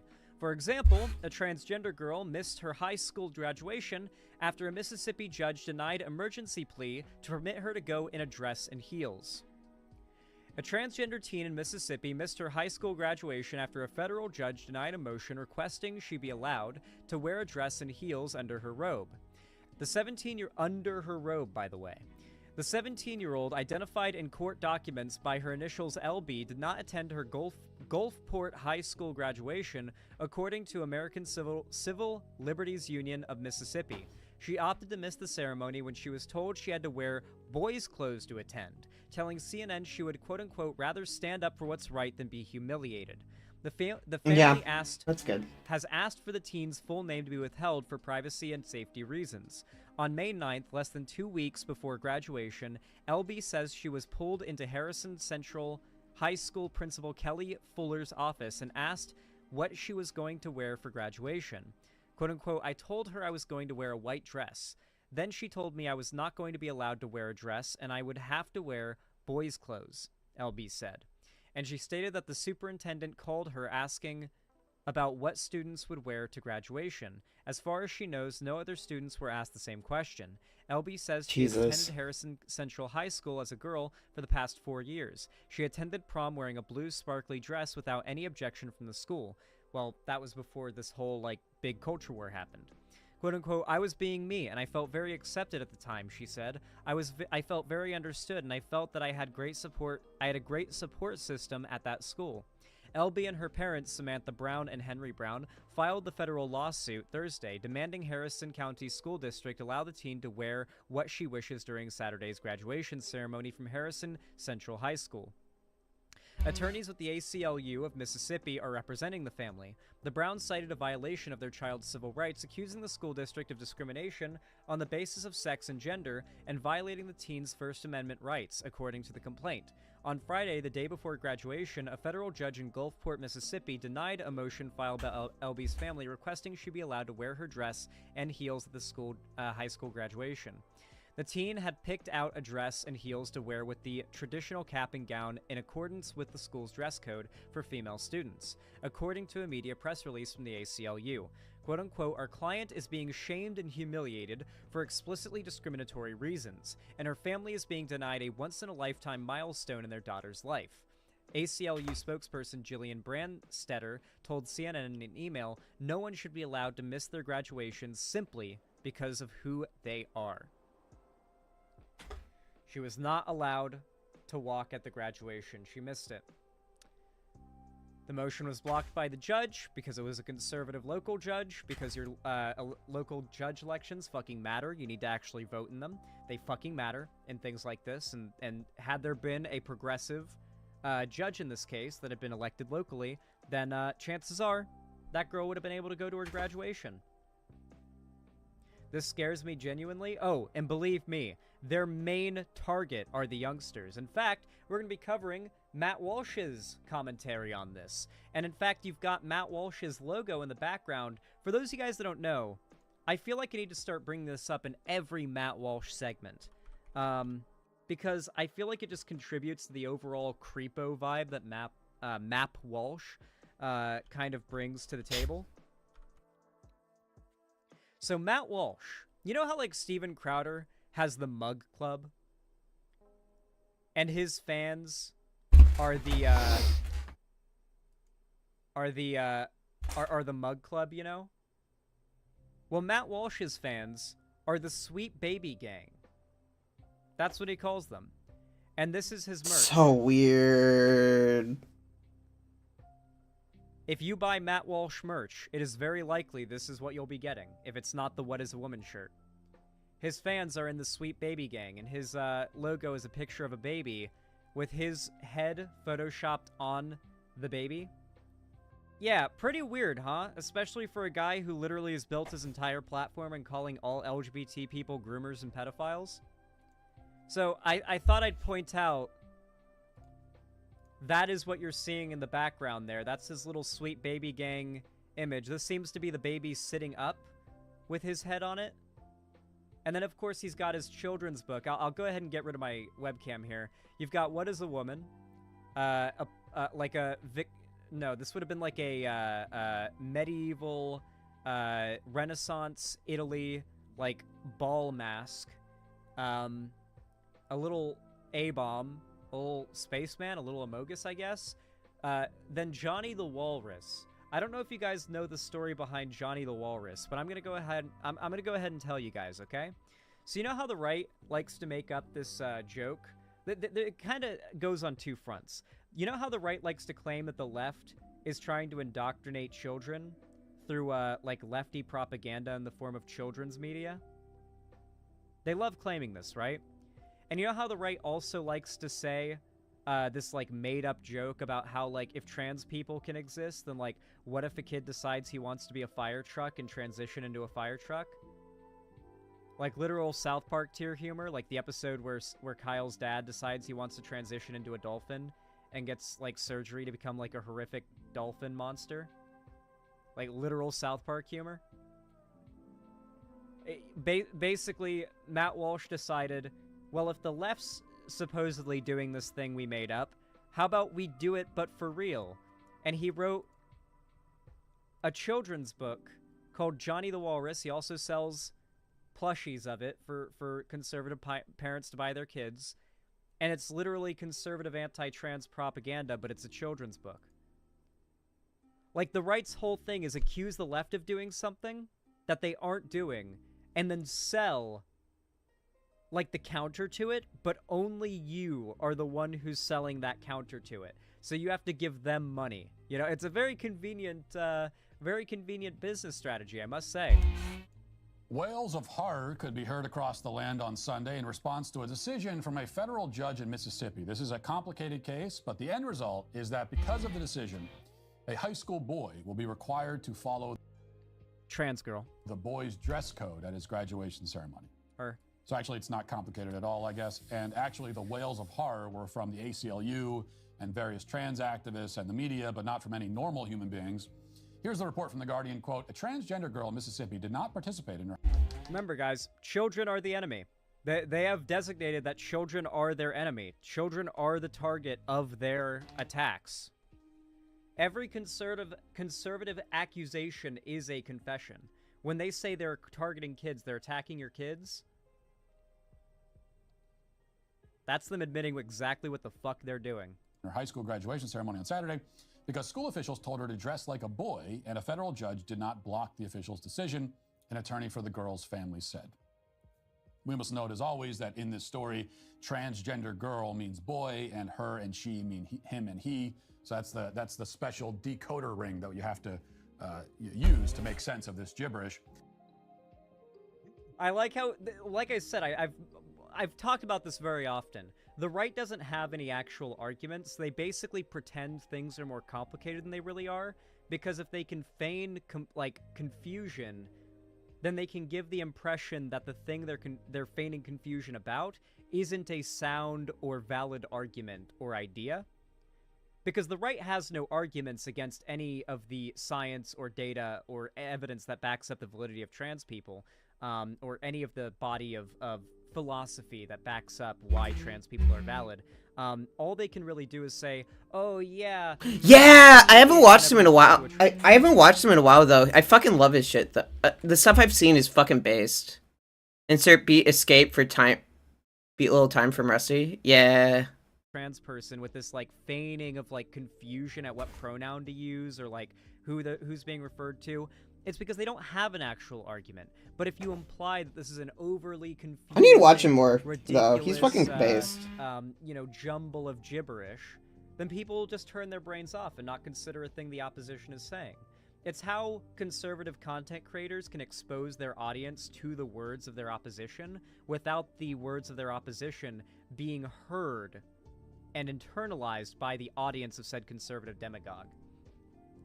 Continuing, quote, Linda Morris, staff attorney at the American Civil Liberty Union's Women's Rights Project, said the ruling handed down late on Friday by federal judge Taylor McNeil in the Mississippi city of Gulfport, quote, is as disappointing as it is absurd. Quote, our client is being shamed and humiliated for explicitly discriminatory reasons, and her family is being denied a once-in-a-lifetime milestone in their daughter's life. Morris said, no one should be forced to miss their graduation because of their gender. The ACLU confirmed that the 17-year-old girl, listed in court papers only by her initials, LB, would skip the Saturday ceremony for Harrison Central. Matt Walsh is so mad they didn't get a name for the kid so that they could, like, show the kid's picture and, like, socials and address and every other bit of doxing information. A lot of these right-wing figures have taken to just straight up, like, pushing the spotlight onto particular children who are trans as possible. Which, of course, is just calling for that child. In case you're curious what I'm doing right now, I'm trying to create a new brush tip so that this is more pixelated. Just to let you know. I'm not trying to be lazy. I am trying to do, like, something interesting. High.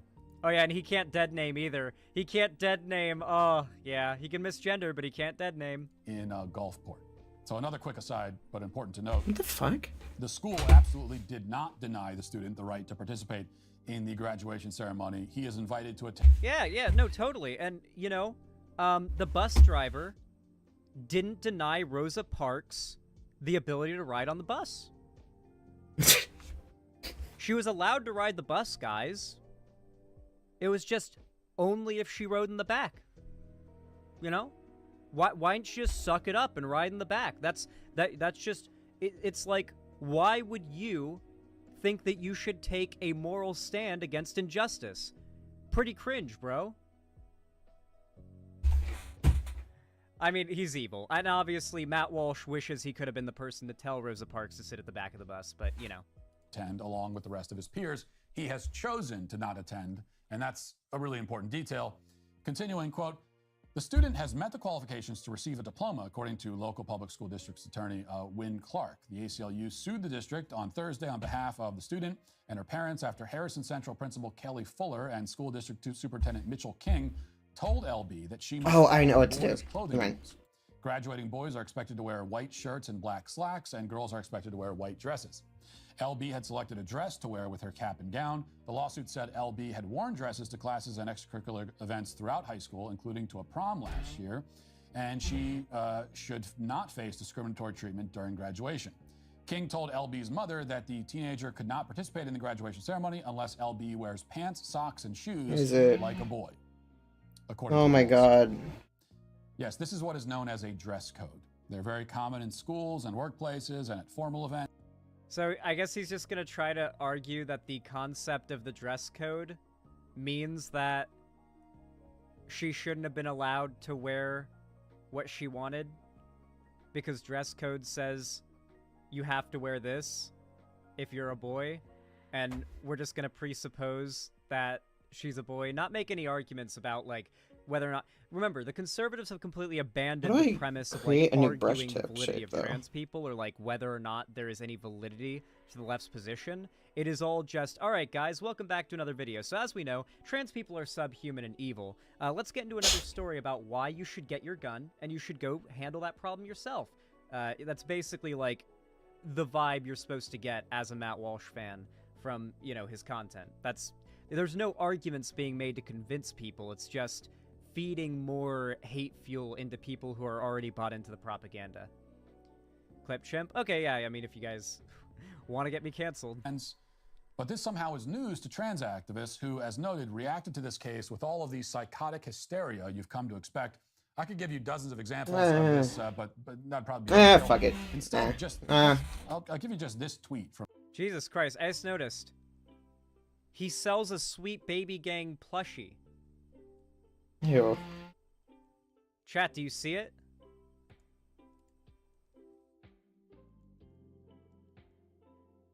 That's fucking vile, dude.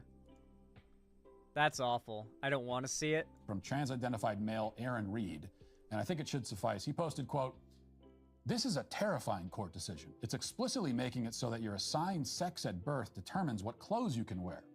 The speed in which fascism is encroaching is By the way, Matt Walsh proudly calls himself a fascist, by the way. He proudly calls himself a fascist. unreal. This is what eradication looks like." Oh, it is? So eradication looks like requiring a boy to wear pants? I can just imagine, like, you're in Nazi Germany, right? And they're requiring the Jews to wear the fucking, the patches and shit. Like, they're requiring Jewish people to be marked in public. Like, otherwise you can be penalized, right? Like, you literally face penal and legal repercussions for not doing so. And like, somebody says, yeah, wearing this star is like, this is the first step in eradication. Matt Walsh, as like a Nazi, like, you know, propagandist, would be like, oh yes? Hold on, let me do my best evil German accent. Oh yes? This is what you think genocide looks like? I will show you. I can't do a German accent. Like, basically, like, doing the smug DreamWorks smile and saying, oh, you think this is eradication? Oh, I'm going to show you eradication. No, this is the first step in, like, obviously making a minority group the other and putting rules on society for that minority group being, like, lesser and being forced to live by not that minority group standards is, of course, yes, the first step in something approximating eradication. I guess this explains why it's such a struggle to get my boys dressed for church on Sunday. You know, I thought I was just making them look presentable, but apparently I'm committing genocide against my own flesh and blood. Okay, this guy basically brings up his children in every single argument that he makes, and now It's that weird. I'm pretty certain he's a pedophile, I don't know if I want to platform him anymore. Yeah. So yeah, the right is going after trans kids, all LGBT kids to be fair, but specifically trans kids. If you have LGBT children, then it is your responsibility to protect your kids from these people. Because they want to not only hurt your kids, but to kill your kids. What? There's really no ifs, ands, or buts about it, and there's nothing more I have to add.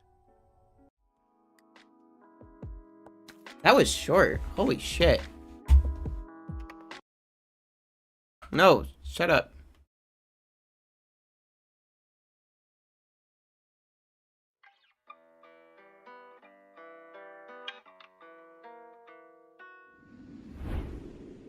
Alright, everybody. So, for those of you guys that don't know, I have this tendency to basically Fuck it, why not? in popular lefty content creators Why not? before Yeah. anybody else can. Alright, bye. It is Have a good both time. blessing and a curse. Because if I ever express my suspicion that a popular lefty content creator is cringe, regardless of how correct I am, regardless of how correct I know I am, I will usually get shit for daring to, you know, criticize another lefty figure, despite the fact I am constantly under assault from other lefty figures on the daily. Now, a while ago, a fairly popular lefty video essayist who I actually really liked. I actually discovered this video essayist, Mr. Beard, when I was playing Rust. I was just playing Rust, going like goblin mode on there, and I was looking for some video essay content to grind out and listen to while playing the game, and Mr. Beard's content came up, and the topic in question seemed interesting to me, and I decided to watch the video. I liked Mr. Beard's content, and I ended up following them and continuing to, like, like eventually talk to them and have a pretty decent correspondence with them, like going forward from there. They've even hung out in my chat a few times, and I've even defended them during like certain dramas that have happened before that they've been involved in, like when they're getting attacked by right-wingers for like being anti-fat phobia and stuff. Basically, something happened that I actually don't remember. I think it had something to do with like maybe even it might have been the 842. Soul Bunny drama. So that it would might have been be more recent. I don't remember what it was, but for some reason, there was some drama, there was some discourse, and me and Mr. Beard had a disagreement. And the take that Mr. Beard had was so bad, so volatilyly 142. cringe to me, I elected that I was going to unfollow them. Oh god, what's 342 divided by 2? Oh my fucking god.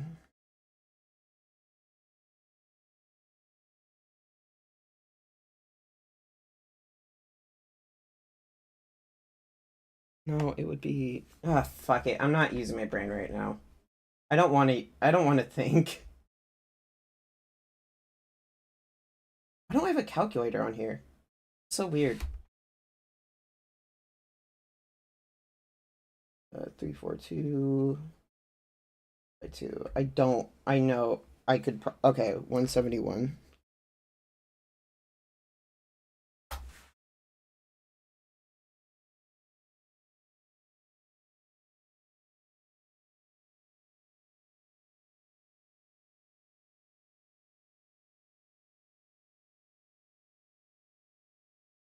Okay, I'm gonna add them.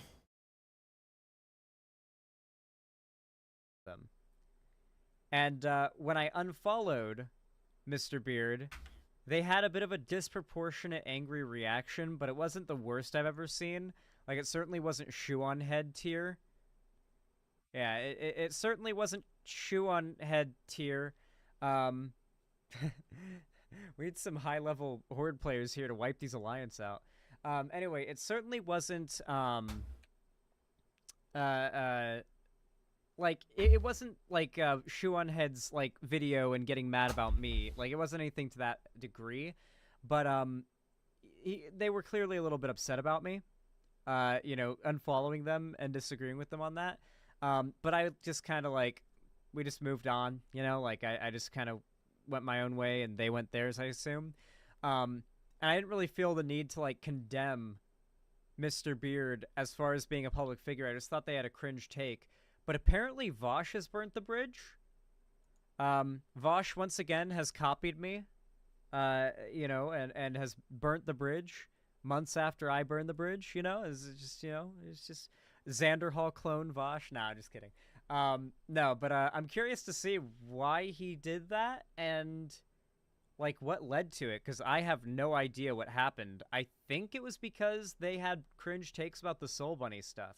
That's what I would guess, considering that's like the most current, recent drama that I know they've been involved in. Their Mad Vosh is white. That is true. He is white. I met him in real life, and he's white in real life too. It's pretty unfortunate.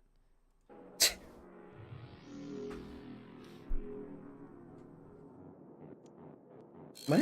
Do you guys remember how I had a good conversation with Ryan Beard a while ago? Well, following all of this like drama with Shark, where like a bunch of the worst humans in the online left it is about the were Soul like Bunny sending stuff. death threats to me and Shark, and saying that Shark was a house N-word and a C slur. I can't even say these words. Ryan Beard took it upon himself to be some kind of neutral arbiter to mend the gaps between me and like the worst people on Earth. So a while ago, he made this big post, which was basically like, I think that Vosh should work to get along with these people, even though Vosh has bad opinions and blah, blah. But I had a good convo with Okay, Ryan. yeah, I'm pretty sure that was, like, part of why I unfollowed Mr. Beard. I think it had something to do with the insistence that, like, I needed to form a level of, like, camaraderie with these people that have wanted to destroy my career and my reputation and have lied about me and slandered me in order to do so. I'm pretty sure it was something along the lines of that made me unfollow 842? Mr. Beard. Wait, what? If anyone wants to go back into like my Twitter history and find out exactly like when Mr. Beard tweeted about that, it'll probably be easy to find out exactly why. But, like, I genuinely don't even remember because I I have too long. developed a very important skill, and that skill is to completely scrub my brain of all this dumb fucking internet shit as soon as I get off the internet. So I genuinely do not remember why I unfollowed Mr. Beard, but I remember that it was for some... I know it was for a good reason. I remember that. Beard before, so I DM'd him, and we've been talking on and off for like a week. Like a lot of words exchanged. More from him than from me, because maybe he types faster than I do. I type pretty slow, so I tend not to type that much. But we've talked like a lot, and then just randomly, he does this totally unsolicited public post again, where he's like, Oh, this. Okay, just read this and see if you can like pick at the tone, okay? My saw this. actual final statement on Okay. the Vosh situation. After having conversations with Vosh and some critics of Vosh, it's abundantly clear that Vosh sees his critics as abusive reactionaries, and they see Vosh as a racist white supremacist, and neither side seems interested in building bridges with the other side whatsoever. And you know what? Spineless. Sometimes that's how life goes. Sometimes groups of people just have irreconcilable differences. Unfortunately, this means I doubt this leftist infighting will end anytime soon. I told Vosh that I think he should have more empathy for the experiences of black people, and he said that I have too much empathy. If he has really doubled down on thinking all these black people are reactionaries, I love his framing. It's so honest. Oh It's my so God. honest. If he's really doubled down on thinking all these black No, people Mr. are reactionary, Beard. yeah, thank you, who don't deserve empathy. Yeah, don't deserve empathy. That's what I mean when I say too much empathy. Then there's not much to say at that point. It makes me sad, but hey, I tried my best. As for people who aren't Vosh, I think having empathy and compassion for oppressed groups is important. For oppressed groups. So notice we've taken like a comment about a small group of people, and now it's like I lack empathy for all black people. Even if you disagree with some of their opinions, if you disagree with some black separatist opinion, that's fine, but I don't think it's fine to label them as black supremacist Nazis, say they deserve no empathy, and no matter I think it was this tweet from you, Zan. Oh, it's a suspended account. The account's suspended, but it was somebody who is like criticizing me for calling out Lance, and I quote tweeted them saying, making a video in support of an abuser, backing up their claims about their victims and maligning said victims as liars when all the receipts say otherwise, is not quote-unquote just being a nice guy who tries to keep out of drama and be friendly to both sides. Nah, it might not have been that, though. I feel like this is too recent. I'm pretty sure this was a while ago. Pretty sure it was a while ago that I burnt the bridge with Mr. Beard, like maybe over a month ago. what side you're on, all the petty insults and death threats and harassment are helping no one. The death threats are coming from the other side, and even he admitted that in DMs. I like how he's like, I want to build the bridge between these two groups, does nothing but criticize me, and then at the end, the one thing that he privately was willing to criticize the other side on, he just abstracts into the general infighting. Even if Vosh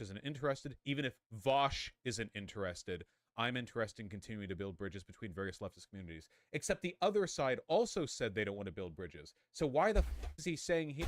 So, I think it's pretty clear at this point that effectively Vosh's existence has acted as a schism within the left.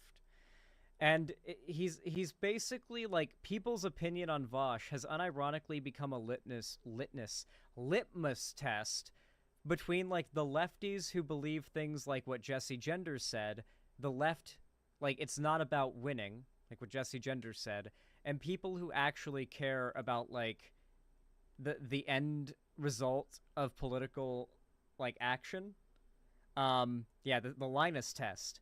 Like the people who decide that their time and effort would be better spent complaining about a live streamer saying the R slur and supposedly being transphobic because of a Nazi video that was like cobbled together after they lost a debate.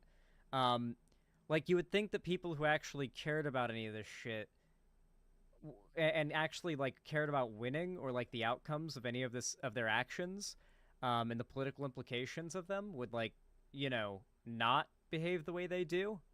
You would think, right?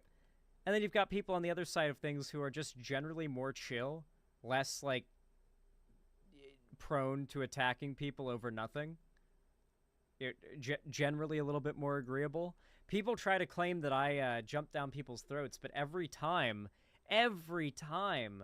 there ends up being some big drama like this, barring like the Merrick thing, I always end up being right. Like, whenever there's drama with, like, a left... Like, I got shit for calling FD Signifier a dumb fuck. For months, I got shit for calling FD Signifier a dumb fuck. And now look where we are. I got shit for months for calling Noah Samson a dumb fuck too. Look at where we're at now. It's just, I cannot take seriously people who say that I jump the gun when it comes to my judgments of these people. Like, I've hung out with Vosh. He's a cool guy. He's chill. He's a nice dude. He is not evil. He is not racist. He's not grifting about his beliefs. I know that this shit is deranged. But what really concerns me more is the fact that people like this have decided that they want to come together and create a segment of the left that is entirely focused on purity testing and attacking other aspects of the left. There was a time where the woke scold sphere of the internet, like the woke scold sphere of Twitter, was just incessantly attacking every video essayist lefty figure as well, like H-Bomber Guy, ContraPoints, PhilosophyTube. They were all getting torn apart by the woke scold types on Twitter. But then eventually they realized the only way to stop this from happening to them is to acquiesce. And that's what they did.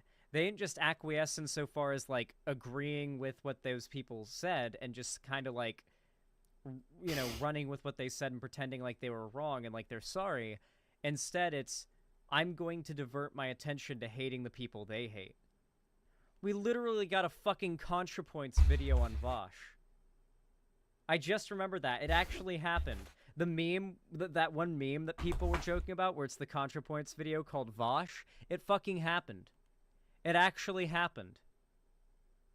Because they realized the only way to appease the goddamn hyenas trying to disembowel them at every turn for every perceived, you know, moral shortcoming, they realized the only way to avoid that is to hate and attack the same people those people hate and attack, to become part of the woke scold mob. Wild. Here, oh yeah, I just, you know, Sorry, I just might build a put- bridge between these two groups. I need to pause this, actually. Yeah. Alright, I'm just taking a quick 5-minute break. Playing, I'm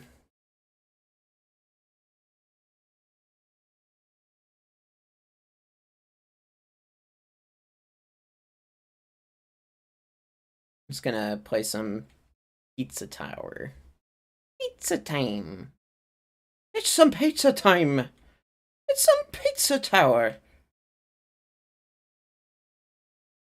Dude, this game's fucking weird. I actually like how, the second to last boss fight in Pizza Tower is, like, a legit, just turns into, like, almost a horror game, aesthetically. I fucking love that shit. It's so stupid.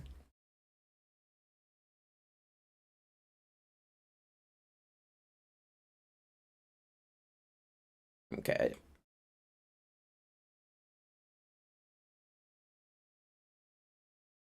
Okay, just a sec. Holy shit. Maybe I should do a Pizza Tower live stream at some point. That would be kind of fun.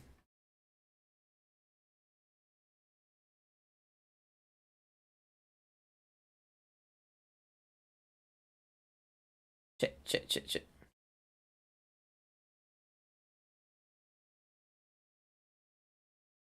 Okay. Okay, sweet. The timer's going off.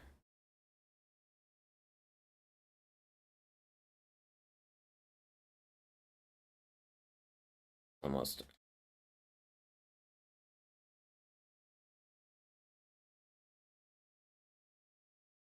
Okay.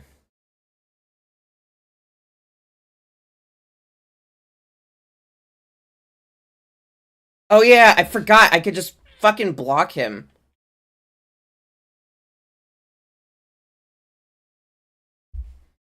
I need to do that more.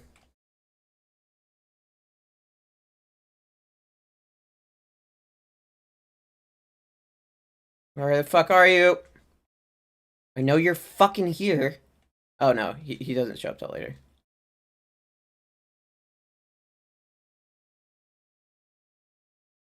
Holy fuck, dude. Okay. This game's hard, dude. Pizza Tower's fucking hard. I'm really excited to beat it, but like... Damn, it's gonna feel satisfying. It's gonna feel... Beating it will be, like, one of the most satisfying things ever, though. I will admit. I cannot lie. No matter how hard you try.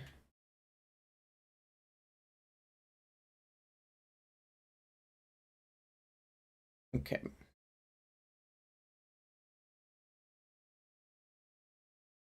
Holy fucking shit, motherfucker.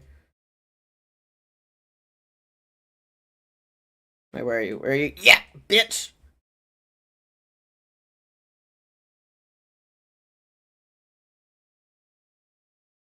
Okay. God, it's so satisfying being these bosses, though, over time. Dude, it's so fucking satisfying. Holy fuck, dude. Shut up.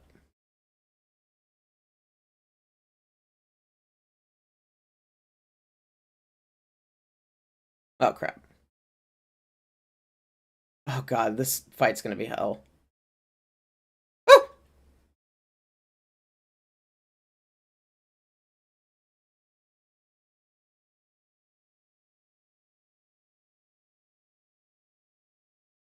What? Oh. Okay, okay. I'm starting to get the... Oh my fucking god, dude.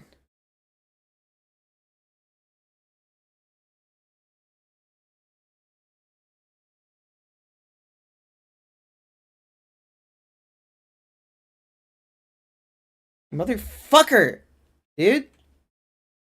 Fuck off! Ugh! I have to pay attention to like a million people at once in this game, in this fight. Alright.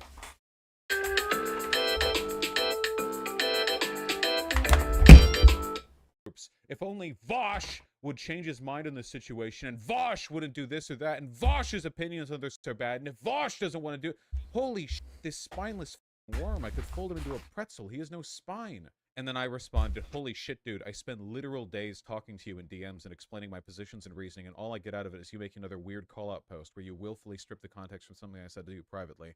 I said a small group of abusive losers had taken advantage of your empathy and gotten you to give undue credence to their terrible arguments. To summarize that as me saying you have, quote, too much empathy for the experience of black people is so dishonest, you snake, fuck off. If anybody wants to know, like, people Spicy. are like, dude, why don't you settle this in private? I try to settle it, Yeah, but it these doesn't people are matter. snakes. These people are snakes. Trust me. Nothing that you can do will change the way that these people see you. Okay? These same people fucking hate me for a lot of the same reasons they fucking hate Vosh. And there's nothing you can do to change their minds. They just despise us. There's nothing you can really do to change their minds. They came up with their reasons for why a long time ago. And most of those reasons they won't be forthcoming about. They've come up with a lot of other excuses for why they hold those opinions, but generally it's not the reason that is actually why they dislike like lefty streamed content. Because it's usually like the lefty streamed content is where they draw the line. It feels like it's a schism, mostly on the grounds of like live streamed content and video essay content. I don't know. Maybe the disconnect is because people who live stream are more likely to understand why like someone like Vosh would have as many like controversies as he does, because live streaming is hard, and like talking for hours and hours and hours on end without saying something someone can clip out of context to try to spread lies about you is basically impossible. And so streamers are pretty used to like hearing the craziest fucking rumors and lies about other streamers and being like, I'm gonna look into this before I believe it, you know? But when it comes to these video essayists who are supposed to be trustworthy in regards to their research and their academic rigor, well, they'll just fly with whatever rumor they heard on Twitter. Mostly because it's convenient for them to believe it. Go privately to people, and I spend like days and hours talking with them to try to like bring about any kind of resolution, and never changes anything. The like slimy fucking, not only to leak the content of DMs, I talk with Vosh and he said this, but then to lie about it? Like, I think in the DMs I said, I think you have too much empathy for these people, meaning the specific group of people we were talking about. Any interpretation of that as like all black people is willfully dishonest, because I'm not even... It's so sad. I really liked Mr. Beard's content. Like, I stumbled across it while I was playing Rust, and I actually, like, it was one of the, I think it's pretty rare to be able to be friends with a YouTuber who you presently really enjoy the content of and watch on a regular basis. And I really did enjoy Mr. Beard's content. And I considered Mr. Beard a friend, but, like, the clear, I think it's gotten to the point where this side of like Twitter and YouTube and the internet has so clearly indicated their vitriolic hate for basically anyone in this sphere of content creation, that the idea that you would imply that any of us, me, Keffels, Demon Mama, Vosh, that any of, or Shark, any of us should like try to build a bridge with these people, that is a very, very severe shortcoming in regards to your, like, ability to process social occurrences to the extent that it actually terrifies me for your ability to hold friendships and relationships. Referring to black people there. I'm referring to, like, this nebulous group of, like, abusive online people. And I'm pretty sure he responded by saying, haha, yeah, too much empathy can be a problem. So in private, he, like, fully got the point. But, like, now he forgets that. What a fucking worm, dude. What a spineless piece of shit. I give the same thing happened with Noah Samson, by the way. Noah Samson made the first video I saw from Noah Samson was one in which he said my content. All right, I see why you guys wanted me to watch this video so bad now. I see why you guys wanted me to watch this so bad now, because he's just dunking on all my enemies. Okay, pretty based. Pretty based. That was good. And then that spineless fucking worm made a follow-up because some people were like, actually, Vosh is bad. So he made an entire next video where he's like, okay, I retract my position. These guys are actually pretty bad, you know? Then he made a video that was basically just a hit piece on me and Zan, which sucked so badly that he walked it all back when talking to me privately, except for the one faux pas, the one thing that the white self-hating leftists can't get over, defending Professor Flowers. You know, you could show them, like, Professor Flowers saying, I think it's acceptable to ethnically cleanse all white people in South Africa, like, verbatim, and they'll go like, I don't think she meant that. He literally, like, you remember the conversation, right? We like looked at clips where she said unambiguously the thing he was saying she didn't say, and he's like, no, I don't. Nah, that was The problem is that a shit ton of lefties unironically just think it is fundamentally morally different for, like, a minority group that historically, like Professor Flowers and that sphere of LeftTube unironically follow, like, the original sin mindset. They unironically believe that if you are someone who exists in a country because of the colonialist, imperialist actions of your great, you know, grandparents or whatever, like, literally generations of your family have lived in a country, but, you know, generations and generations ago, you know, your ancestors were, you know, colonizers or whatever. They believe that your current occupation, quote unquote, of that land is a modern day crime. It is a crime that you are perpetuating from your ancestors, and that if you do not, like, leave and return the land to its proper, it's a very, basically it's the idea that, like, any action taken violently or otherwise against these oppressors, and the oppressors are people whose great-great-grandparents were the actual oppressors, by the way, it is, in their mind, morally different to hold genocidal or straight up, like, separationist, segregationist, or racist, just generally, beliefs towards those groups, because in their mind, racism or bigotry in general isn't just bigotry, it's prejudice plus power, is what they see it as. If you're not the one in power, then you can't be bigoted. Your bigotry is actually justified. It is actually a justifiable, righteous anger if you're bigoted against the group that's previously oppressed you, in their view. Fake. That was an illusion. That was a mass hallucination. Like, what do I do with these people? And then like a couple weeks ago, he's liking tweets saying I need to be killed. But I talked to him privately for a long time too. People like, oh, why don't you settle things in private? I never burn bridges. It literally just does not happen, okay? It doesn't happen. I try so fucking hard to reach out to people and and to engage with them. It does not matter. The funny thing is like sometimes I bounce around Twitch and look for smaller streamers to chill in the chats of, because it's kind of fun, right? Because I get to say hi, and then they're like, "Is that the real Vosh?" Because it's fun, like, you know. And a lot I of do that people get sometimes. suspicious of me when I'm there because they think I'm there like looking for. Dude, I was running a random dungeon in WoW Retail once, and somebody in the dungeon saw my username because my username was Xanderhall, and they were like, "Wait, are you the real Xanderhall?" And I whispered them in game. 2 words or 3 words. Check my Twitter. And you know what I tweeted? And if you ever see me tweet something like this, you know I just ran into somebody who recognized me in a game. I tweeted, "Someone just recognized me in a random dungeon queue for WoW Retail." And they were like, "Whoa, no way!" It's always so fun whenever I run into someone who recognizes me in a game, and they ask like, "Are you real?" And I use my Twitter. I tweet something and then like tell them to check my Twitter to prove it's me. That's kind of That are cute. looking for a debate, which I'm not. Like, That's fun. Last night, it was 3 a.m. I was playing Zelda. I was just like looking for just something to listen to, you know, because I already listened to Joseph Anderson for 16 hours a day, so I got, you know, I gotta bring it out a little bit. And it was just so funny to me because people think that like I'm always like crawling around for debates. I am so averse to like digging for content that I don't even like reach out to challenge people for debates. I don't email people, like, for the most part. I'm trying to get better at that.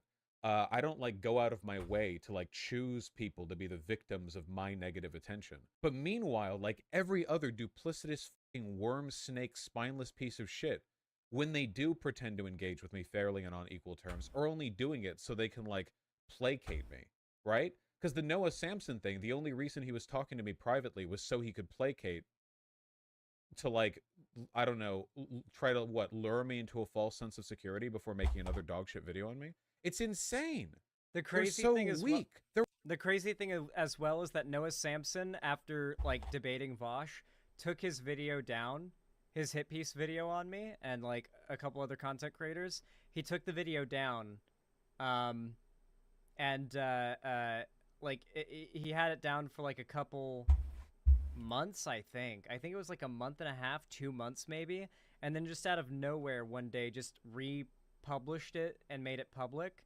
Apparently he like edited 1 or 2 like minutes out of the video at some points, but all the parts about me specifically were completely intact. He didn't change any of the lies or like slander he said about me. I'm glad he got a lot of shit for that video. I literally still to this day get his fans commenting Squid Gang on that video. And I can't really be mad because it increases the SEO. But at the same time, it's like, man, there are still people out there stumbling across that video and believing lies about me, you know? Like not DJ Mule. Noah Samson basically just did what DJ Mule did, but a little bit more charismatically. Like, a lot of people on the left, for some reason, will just, like, turn their brain off and listen to anything that a guy with a mustache tells them. I'm not kidding, by the way. There is, like, a brain poison among lefties, particularly lefty women, that makes dudes with mustaches just... They say something, and they turn their brain off and are like, yeah, okay, it sounds right to me. Mustache man says so. I could crush all of these people. They're Newtonian fluids. If you dropped Ryan Zan, grow out your mustache more? Dude, I could have, like, one of those stupid fucking dad mustaches in, like, a week if I wanted to. If I just shaved everything here. Okay. Do you guys want to know the sad reality of being a lefty guy? Alright? There are 2 ways to become sexually attractive to lefty women as a lefty guy, okay? Or there's actually 3 ways. The third way is to be a Nazi. But the second way is to be a femboy. And the first way is to grow out the stupid mustache, and possibly even the mullet too. The mustache-mullet combo for, like, maximum effect. I really do hate it. It's possibly one of the worst trends I've seen in like, modern Zoomer internet history. Although this is more of a millennial trend, actually. This is like people getting into their late 20s and early 30s thing, I think. Yeah, I do despise it, and I'm almost like dedicated to not getting the mustache. Like, I'm almost dedicated to refusing to like have that stupid fucking mustache because I feel like that's like joining in, you know? It's like I'm acquiescing to the brain rot. I don't want to do it. Dye your hair blonde again? I definitely do plan to do that. I like having like I wish I'd shaved today so it was a bit more like stubbly. I like having a short stubble like all the way around, you know? Ideally filled in like pretty cleanly. That's my ideal facial hair. I don't like having it too long, and I'm fine with having it completely shaved clean because I've got a pretty strong jawline, and it kind of reveals it more, but I like a little bit of facial hair, just not too much. Beard and Noah Samson and all these people into a container, they would slowly but surely just sort of pulp down into a semi-solid homogenate. They're nothing. Yeah. It's ridiculous. They'd melt. The main thing that bugs me is when people say I need to reach. That's what bothers me, because you guys do that too sometimes. That bothers me. You can accuse me of being abrasive because I obviously am, but the idea. You motherfuckers do that to me too. You guys gave me that shit non-stop when I was calling out Lance's abuse apologia. And victim attacking, sorry. Not even just abuse apologia, but victim attacking. That I'm like, produce some kind of obstruction to engagement or conversation is factually incorrect. Remember the insane effort we tried to privately have things with Noah and the end? He said it was for PR. Like, what? Yeah, these people are horrible. They're horrible pieces of shit. True. Vosh, you caught strays multiple times in Noah's new vid. Who cares? It doesn't matter, because at the end of the day, I need to be told by you guys that these people are obsessing over me. I'm their fucking nightmares. For no reason, mind you. I'm not, like, these guys wake up sweating about the engagement they might get from me. When they put stuff about me in their videos, they're like, all right, they're like full on, full blast, all mods, get ready, everyone.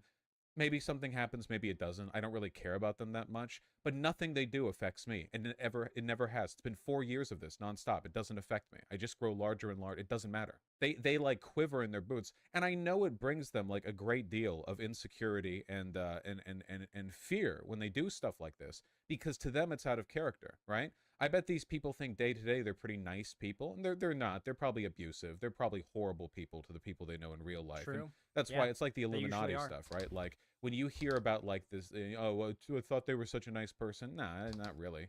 But then you know, whenever I engage online, whenever I do this stuff, whenever I go online and have disagreements with people, nothing here feels unnatural for me. This is just a logical procession of like being correct and going online and people disagree with you.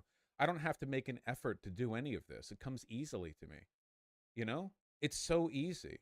But it's not easy for them. It causes them great suffering because they're acting against their nature, all right? We're going back to like ancient Greek philosophy on this, all right? It is in the prerogative of all living things to act according to their nature, all right? And my nature is to go online and be right all the time, relentlessly, without stopping, all the time, in perfect fashion. And That's their actually my nature job, is to but, be you know, put into close. a container so they can sort of blend together in a soup-like homogenate as their Newtonian bodies. Now, I legitimately I do think that a big part of why, like me, Demon Mama, Keffels, Shark, Vosh, etc., like the reason why we get along so well is, obviously we agree on a lot, but like, I disagree with Demon Mama on things sometimes. Like, I know Vosh and Demon Mama have disagreed on stuff.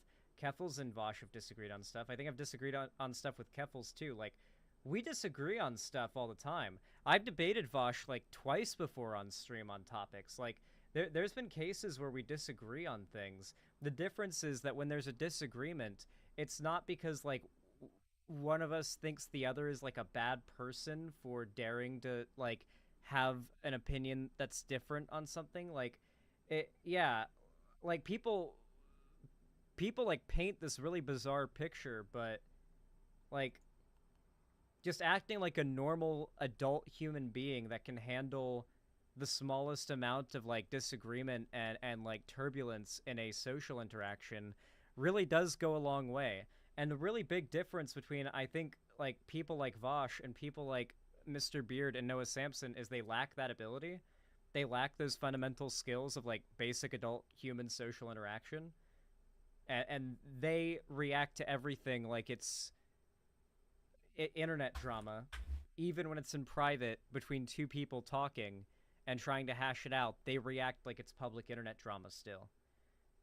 It's very telling.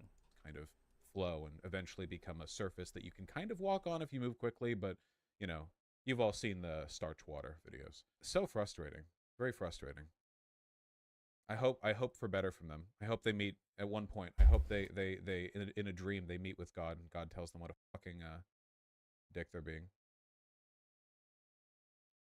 It's probably better just to cut off from all these people. Well, I'll talk to anyone. I don't care. I've talked like cordially to people that you guys would probably hate, that I know you guys hate. I don't care. I'll have a pleasant conversation with anyone. You know, I'm like that. That's the thing that makes me think like they suffer. You know what I mean? I can talk to anyone. They are seething and crying and shitting themselves through any kind of engagement. Life brings them pain, you know? They're like that SpongeBob guy with all the glass bones. A lot of it is, I feel that a lot of neurotypical people just innately detest autistic people for existing. No. To be fair, I do catch like ableist strays now and again, but even if I wasn't autistic, I would probably be just as, if not more, abrasive than I am now. And It's not them being ableist, it's just them being tribalistic. Like, a lot of the things the right accuses the left of, if we're ever true about the left, they are true of the woke scold sphere. Being progressive does not instantly, like, cause you to be washed with light from the heavens that cures you of all mortal sins. Like, you instantly become a nice person because you have progressive values. You instantly become generous and caring and you know, compassionate. No, there are tons of spiteful, manipulative, narcissistic, abusive pieces of shit on the left. There are a lot of people like that. Progressive, not being racist and not being transphobic does not negate the possibility of you being a piece of shit still. And that's really what it is at the end of the day. A lot of people in the lefty content consumption sphere, so you guys, a lot of you guys kind of exist under a sort of, whether you realize it or not, sort of the assumption that someone having progressive politics must mean they're a good person.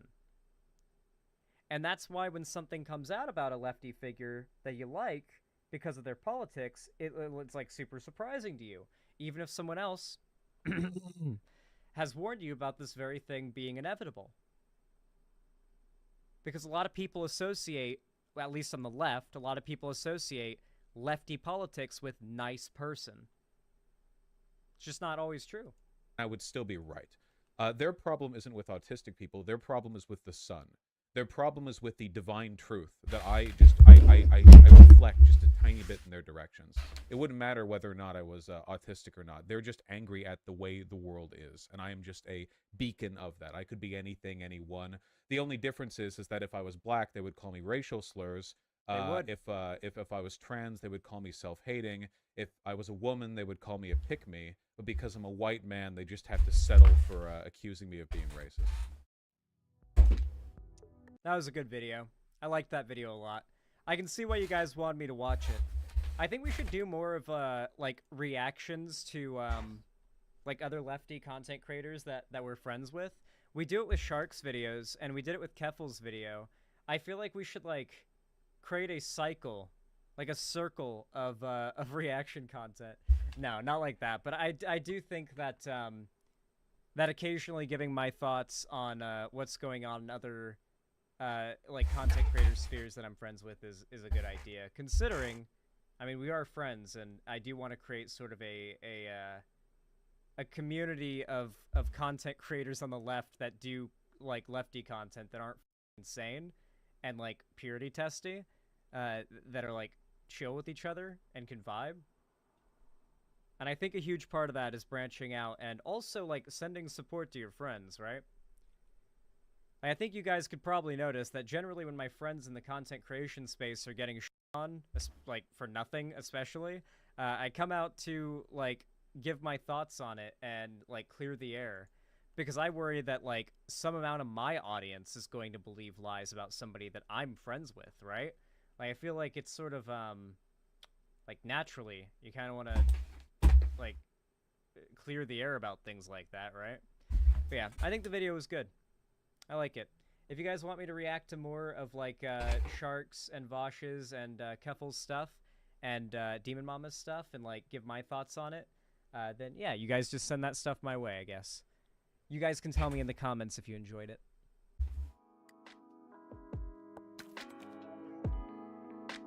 Jesus.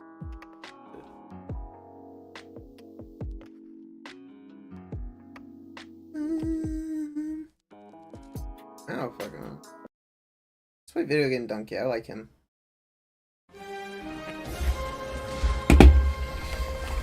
Oh my god! Fuck! Oh no, he's throwing it back. Okay, I gotta get. Of course, the flamethrower. Why didn't I think of this before? Here I go. I glued all my weapons onto this. Was this smart or dumb? You be the judge. Interesting. Somebody put a big spring behind this bokoblin. I wonder who did that. Thanks to my ultra-realistic bokoblin disguise, he actually believes I'm one of his tribe. But actually, I am the guy who put the spring here. Don't you do what you do. You should have never did what you do. That kills you. Hey, come on. That's a nice pot. Don't be throwing that. Or it could be a nice ad for you. Heads up. Introducing my new invention. No. Don't. My new invention. This stupid balloon. Maybe I can keep them up at the stabilizer. Whoops. For the low price of $7, all of this can be yours. For only $1. Hey! I'm climbing here.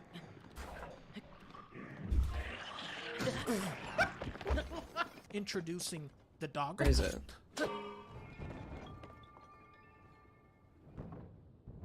That didn't work good like I thought. Freeze for the sky. Now everybody go on the funny catapult. I mean dogapult. Where is it? Oh my god. This is so annoying. You're under arrest. This is so Going to annoying. the jail. Fuck, dude. Guilty. Now can we put this big guy in jail? Yes, we can. Okay. Now try and hit me. You can't because you are in jail. Okay. Nobody worry about this guy. I'm just gonna save this just in case it like wants to fall down.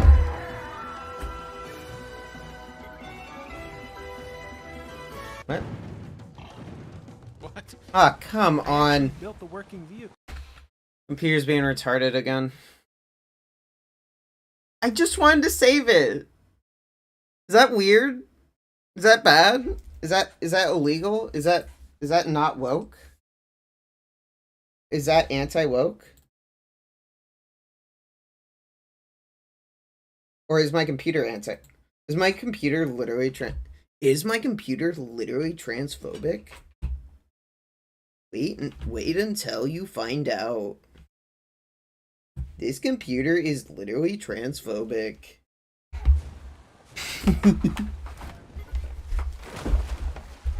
Actually, it's a boat. See? It sucks. What's this piece of crap? Oh! Okay, now this is more like it. Get out the way! I have to be in Boston by Thursday. You ruined my whole life! Huh? Ah. Oh! I'm gonna delete that. Oh! That was cool. New invention, y'all.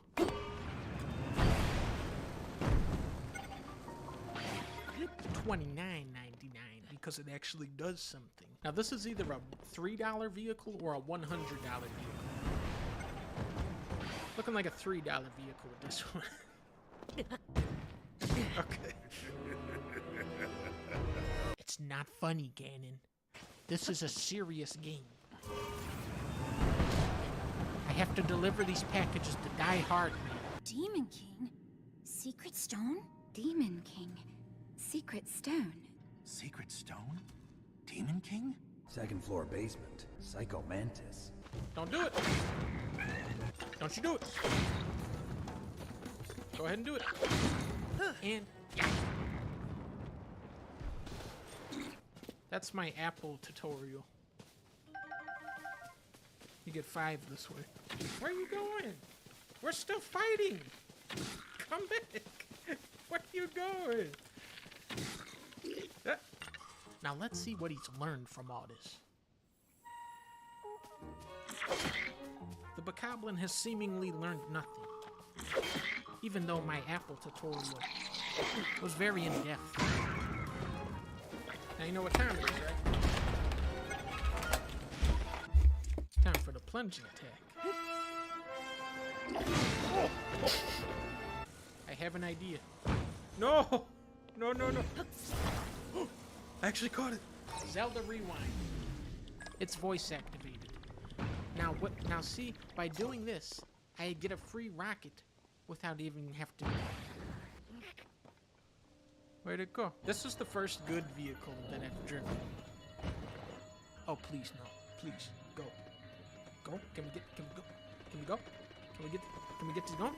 Can we get this going? Can we get before the big monster comes over? No! Final battle. Battle for the treasure. Come on, boy. No. Oh. Ow. No, no.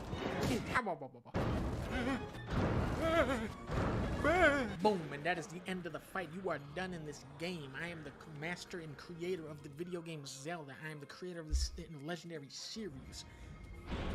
There's another one! Let's go for the patented bomb machine. That did 0 damage to him. Don't do any moves. He doesn't listen. I have you now. The Puff Shroom, of course. Why didn't I think of this before? Look at him. He's dumber than Dumbo. Nope. Nope. Nope. Yeah. Yeah. Yeah. Yeah. You are out of here. Oh. Now that was a good challenge. That I gotta admit, that was. This is one of the worst games of all time. Let this be done. That has to be it. There's another one. Check out this move. We have. Wait, we gotta get the right one. Hello. These flames make it impossible to go further. What if I just walk past them? Hey, the flames have gone out. Now we can move ahead. Check this out.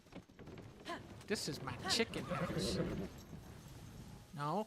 Now the problem with the chicken house is that in a thunderstorm situation, this is the absolute worst place that you could ever possibly be.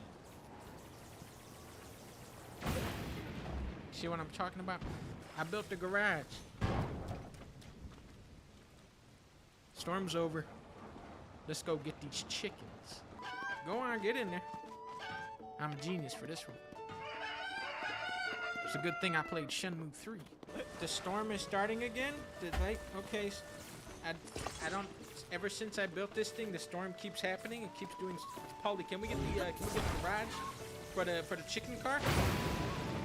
And all the chickens escaped. And oops, chicken. New invention. Kill. Yeah. Now shoot that guy. Yeah. Okay. Now I will summon in an entire army of laser horses and damage it. And now I will return this game to the store. Oh. 30 rupees a try. All right. I am good at this mode. Go.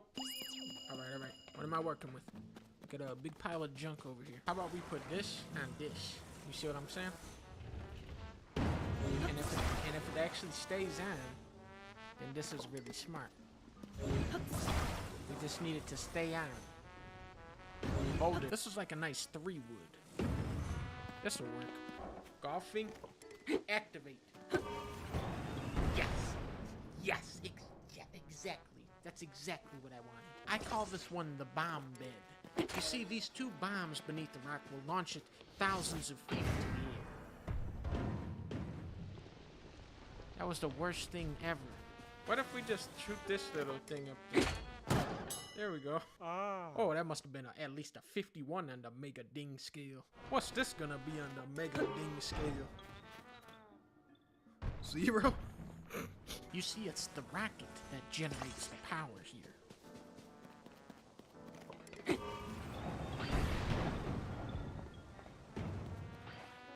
Kill!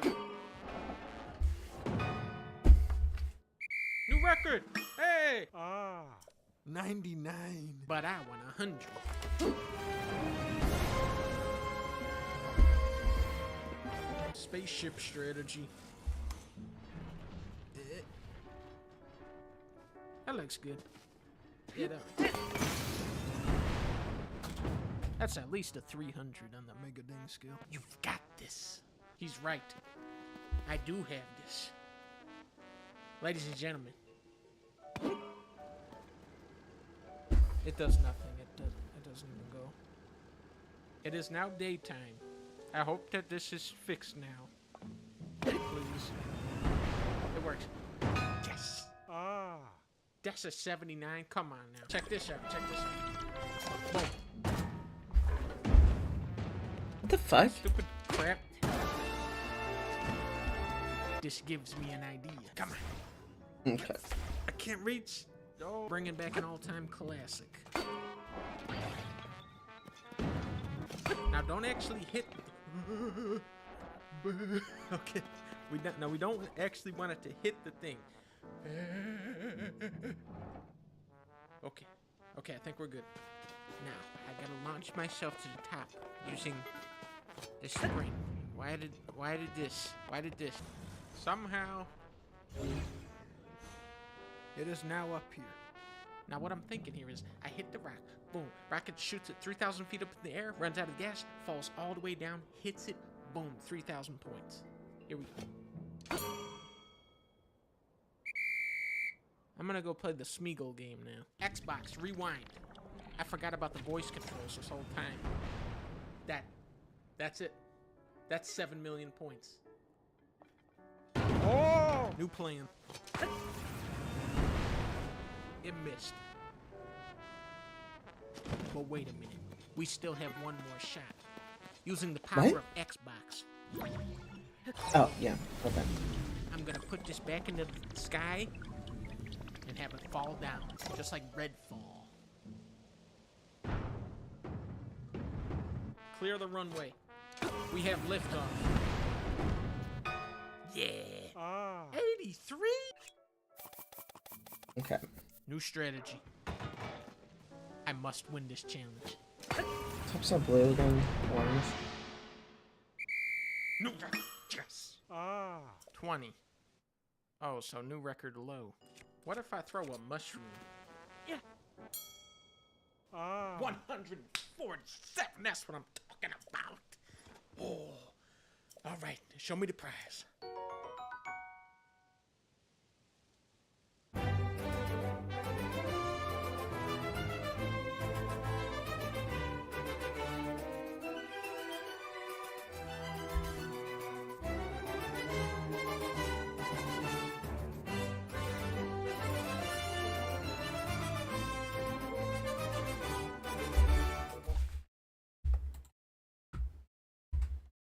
Oh, yeah. Okay. I'm down with playing this one.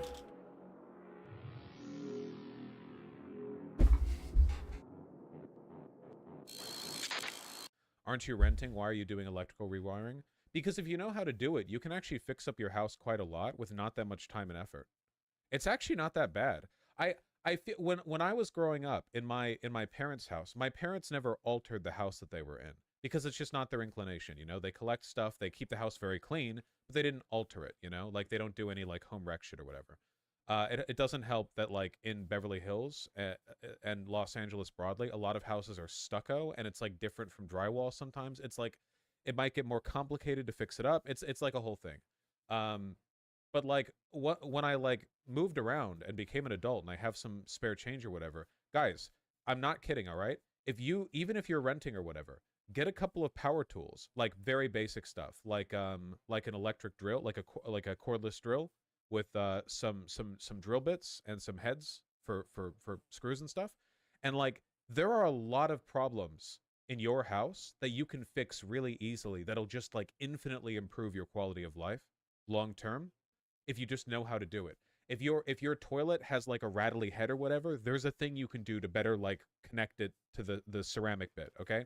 If you don't like there's like ant problems, you might need to like redo the molding on like the corner of your tiling in your kitchen or whatever. Like you're having issues with like a squeaky or immovable like window thingy, you can fix that. Like these are like $5 solutions potentially, you know? I feel like a lot of people are really hesitant to do this stuff, but you can do it with no basic alterations. As for rewiring, man, do you know how much it can change like a the ambiance of a bedroom to replace a flip switch with a dial switch or with a dimmer switch?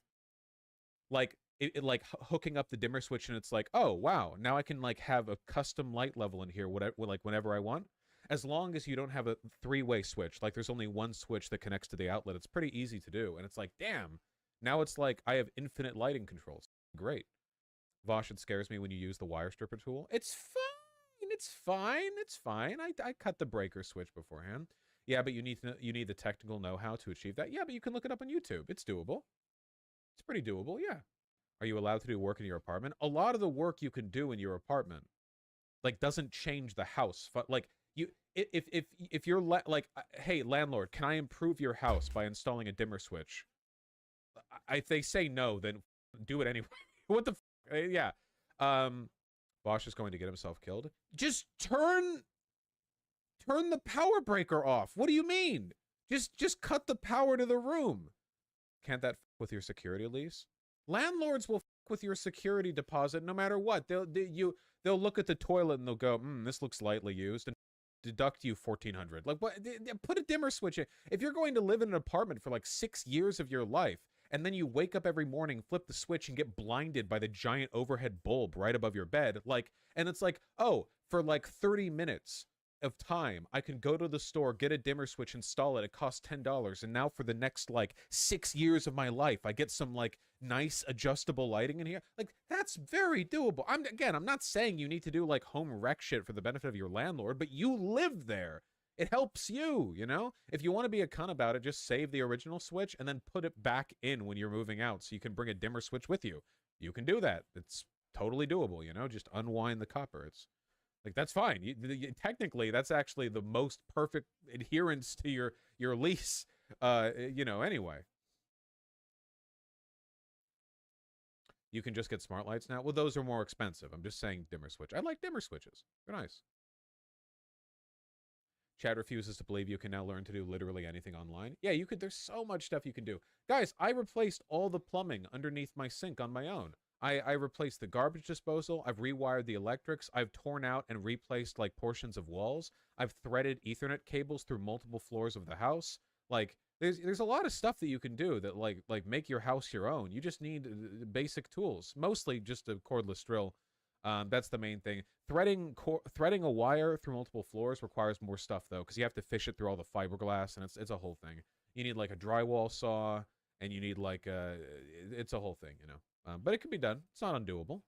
Just takes a little bit more. Vosh has an entire video in a stupid garbage disposal journey. Yeah, that was pretty bad. Though to be fair, that wasn't my fault. The garbage disposal that I got this rental with was just so bad and in such poor condition that I couldn't remove it the normal way. I had to go the advanced way to remove it. Can we do politics now? There's nothing more political than making sure your house is well kept. Okay? Garbage disposals are bourgeois. What? Maybe a little. All the things you've done require permits to be pulled with the city. That's not true. Don't spread misinformation. Chat is already full of a bunch of Zoomers and young millennials who probably think that, like, the tech skill required to rewire an electrical outlet is so advanced that they could never do it in their lifetime, when it's like 10 minutes of Googling. It's pretty easy. It's simple, idiots, okay? You take the cover off, the plating, and then you take the face off, and then look, it's literally just wires that you thread around these that run through this that connect to the house. It's actually really easy. See, look, the wires have these little hooks, and then you put them on the screws, then you screw in the screws so they connect to the copper. It's easy, okay? Just make sure you turn off the breaker switch to this room before you do it, because otherwise you're going to get a nasty shock. Always turn off the breaker switch. Can you lick the copper? If the breaker switch is off, yes, you can. Don't take my advice. My dad doesn't bother to even turn the electricity off first. Lamau, he was an electrician, though. That's insane. No. That's not like, listen, electrical rewiring is not a, if you know what you're doing, you can skip the rules thing, okay? No, you're not faster than lightning. Yeah. They just don't know where the breaker is because their parent always reset it and they're afraid to look. This is me. Guys, this is very important, okay? Somewhere in your house, I don't know where, obviously, but somewhere in your house is a breaker switch that looks like this, okay? It's very simple, all right? Just really, really quickly, okay? The city runs a power line to your house that gets run through the breaker switch. The job of the breaker switch is to split the energy across the fuses that are connected to it. These are the fuses. And if ever too much energy is pulled through one fuse, it automatically switches off. This is why if you connect 3 portable air conditioners to one room, all of a sudden they all turn off, okay? And if a breaker switch trips, it does a little click and the switch goes in, and all you have to do is click it back on after you've stopped draining so much power from those outlets, of course. And if ever you want to, like, I don't know, do some electrical rewiring in a room, you go to your breaker switch and you look, okay, which of these switches corresponds to that room? Normally, it should say, but if it doesn't, you have to do some trial and error, like turn it off, go to that room, turn the light switch on. If it works, then you didn't do it. If it doesn't work, then you did do it. And then you can do whatever you want. Then you flip back on. Nice. Easy peasy. You can get a breaker detector. I'm just talking about basic stuff. Yes, you have to switch it from trip to off to on. Yes, you switch it like that. Yeah. Is this adulting? I'm just aware of the fact that there are a lot of teenagers in the audience, and this stuff really does help, you know. They need to learn how to cook, really? Yeah, we really have to do that cooking stream. Unironically, we have to, like, set up the cam in the kitchen and be like, here's how you make rice. Here's how you make beans. Here's how you do basic seasoning. You know, like that kind of shit. That'd be pretty good, I think. Teach them lasagna. But I don't like lasagna. It does, Finksy. The hot sauce and yogurt is fantastic. It's really, really good. All-purpose, very healthy. Lamau, white boy Vosh want to talk about seasoning. Hey! I grew up in LA, okay? I ate mostly Persian and Mexican food, okay? Persian and Mexican food is plenty spiced, all right? I did not grow up in New England, all right? I did not grow up on boiled chicken.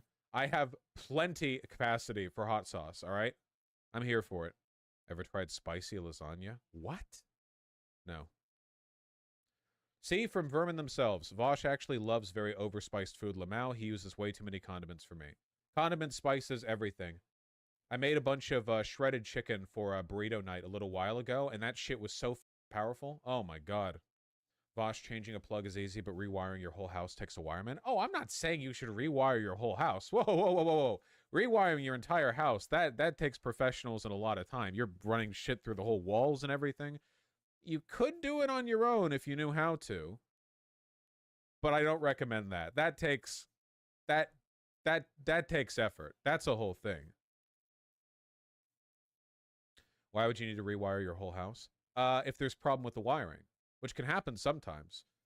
Sometimes damage to the house can, like, knock out the wires that run from one of the fuses to one of the rooms. You have to, like, find where the error is, then replace the wiring, or fix it if the damage isn't that significant. There's stuff that can happen. Do you have solar panels? I don't have solar panels, no. You also want to make sure your wiring is done correctly, because damaged wiring is a pretty common cause of house fires.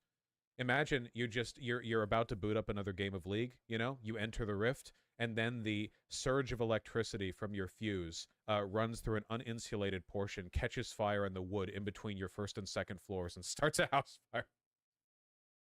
Yeah, that's it's not good. Wooden houses, ew. Wooden houses, ew. Every American house is wood. Or like 99% of American houses are wood. I know you Brits deforested your entire island centuries ago, so now you make all your houses out of, like, I don't know, cement and rock, okay? But we make wooden houses over here. Wooden houses are fine. They just have to be built right. Wait, there's nothing wrong with wood. Whoa, whoa, whoa, whoa, whoa. Hold on. Wait. American standard wood house construction is high quality and like excellent. You want whoa. Okay, wait. It's good. Wooden framing is excellent because drywall is easy to punch through for light stuff like hanging paintings or whatever else. But then if you need something heavy to be mounted, you can do it on a wooden stud. The versatility in the mounting affords you a huge range and potential options for customizing your house cheaply and effectively. It's way harder to do with brick. I love brick, don't get me wrong. I'm just saying wooden houses are fine.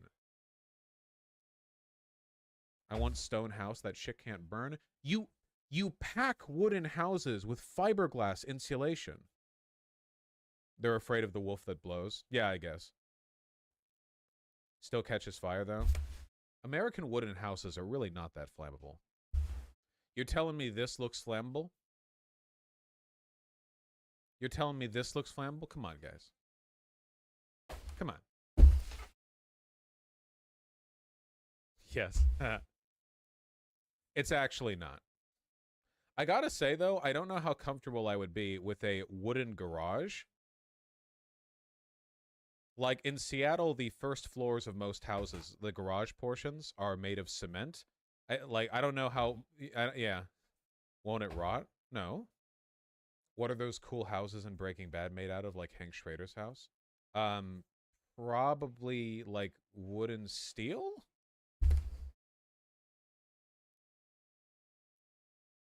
Oh, wait, this? Oh, this is made out of, like, stucco, right? Wait, hold on. This is like Southwest material. This is made out of like that Pueblo shit, right? Like the dirt rock stuff. The Adobe homes, yeah. So probably that stacked over like that's brick. That stacked over like a wood frame for the top and concrete for the bottom. Just a guess. I can't say I care for the architecture myself. I don't like Adobe houses. Yeah, most brick siding is aesthetic. Wood is a great building material. Wood is like the best building material, man. It's so good. Also, by the way, guys, these little things down here on the side next to the windows, they're fire breaks. They literally help to prevent the spread of fire. Remember, fire can't spread without oxygen. So the more you block vertical passage of flame in the channel between the two pieces of drywall, the less likely it is that fire can propagate fully. Wood house is best, better Wi-Fi. True! That's true! Because mostly the Wi-Fi just has to go through drywall. That's true. Wood can be sustainably grown. Not all lumber comes from old-growth forests. Well, most lumber in America comes from new-growth forests. It's split between, like, private and public land that gets rented out to private companies, but we have, like, a very efficient process for growing new-growth wood. There are a lot of fancy pants types who say that it's a shame that, like, old-growth wood is becoming increasingly inaccessible and expensive, but I think that's for the best. When we use wood for construction, we should be using new-growth wood, because, like, that's what it's for. Like, wood is like a gift from God, man. It's a malleable, extremely sturdy material that we can use to build basically anything, and it grows for free from dirt. And all we have to do is take care of the land, and we just get infinite that. It's, like, amazing. You know? Yeah, praise Allah. Fancy neighborhood, not Nurica. But Adobe from old buildings can be recycled much more. Yes, I know Adobe is good in a lot of ways. I just don't care for the aesthetic that much. I used to work for the NIST and got to visit their fire research lab in DC, and they literally just build houses and structures, then set them on fire. It rules so hard. That does rule. Holy shit. I want this job. Connect electricity outlet directly to wood, the best material. Okay, that doesn't cause the problems you may think it does. All right, shut up. Also, drywall is extremely flame retardant. You understand? How long does it take to grow new growth forest? New growth forest lumber harvest cycle. About 50 to 60 years. Oh, wait. No, a decade? Wait, most harvesting in private forests is practiced in second growth forests 50 to 60 years ago. Where's the, where's a decade? I don't see a decade. More bamboo structures. I guess that's an option. Bamboo is pretty nice. It is the fastest growing thing, isn't it? And it's also pretty flame retardant, and it's also pretty cool. Bamboo is highly invasive. There's a lot of it in Seattle. You can do some pretty cool stuff with bamboo. I don't know the details of how it would be, like, managed, though. Bamboo is just grass, though? Well, I mean, it's very sturdy. What if a panda eats it? True. I want a hobbit house? Then go to Central Australia. How strong is hemp? Hemp is used for ropes, not for construction materials. I hear they recently learned to make planks from bamboo. Wait, really? Like rolling it out? Is that true? Bamboo plank. It looks like it's been a thing for a while. There's some at Home Depot. There is hempcrete and hemp plastic. Interesting. All right. Okay. 20 to 30 years for most woods, 10 years from bamboo. Interesting. How long does plywood take to grow? Ah, for plywood, right, of course. Birch plywood, yeah. That makes sense. It's a gift from God, okay?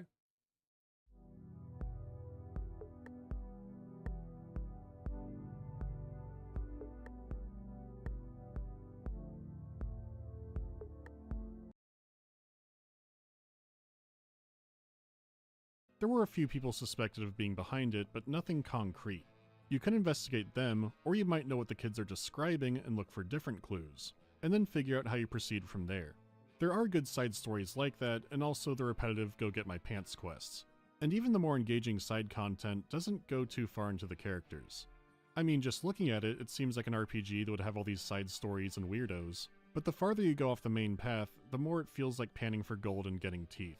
It can remind me more of playing Mountain Blade over Fallout. It's more of a sandbox, which is great news if you do like all the systems. But it also feels like it's at war with itself sometimes. But before I get into that, there are a lot of great moment-to-moment features. So many that I'm sure I didn't notice some. The sheer volume of little reactivity things are impressive, but some are more highlighted. Like if someone dies in a town, they'll get their own grave plot and you can squeeze that market. There might also be nice shinies in those holes.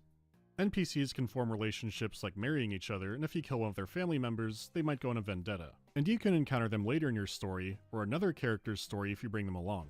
There's also an opposite effect where if you help someone out, they might become a friend for life. When you're losing a fight, they'll show up to help, but you can also still find them around in the world somewhere.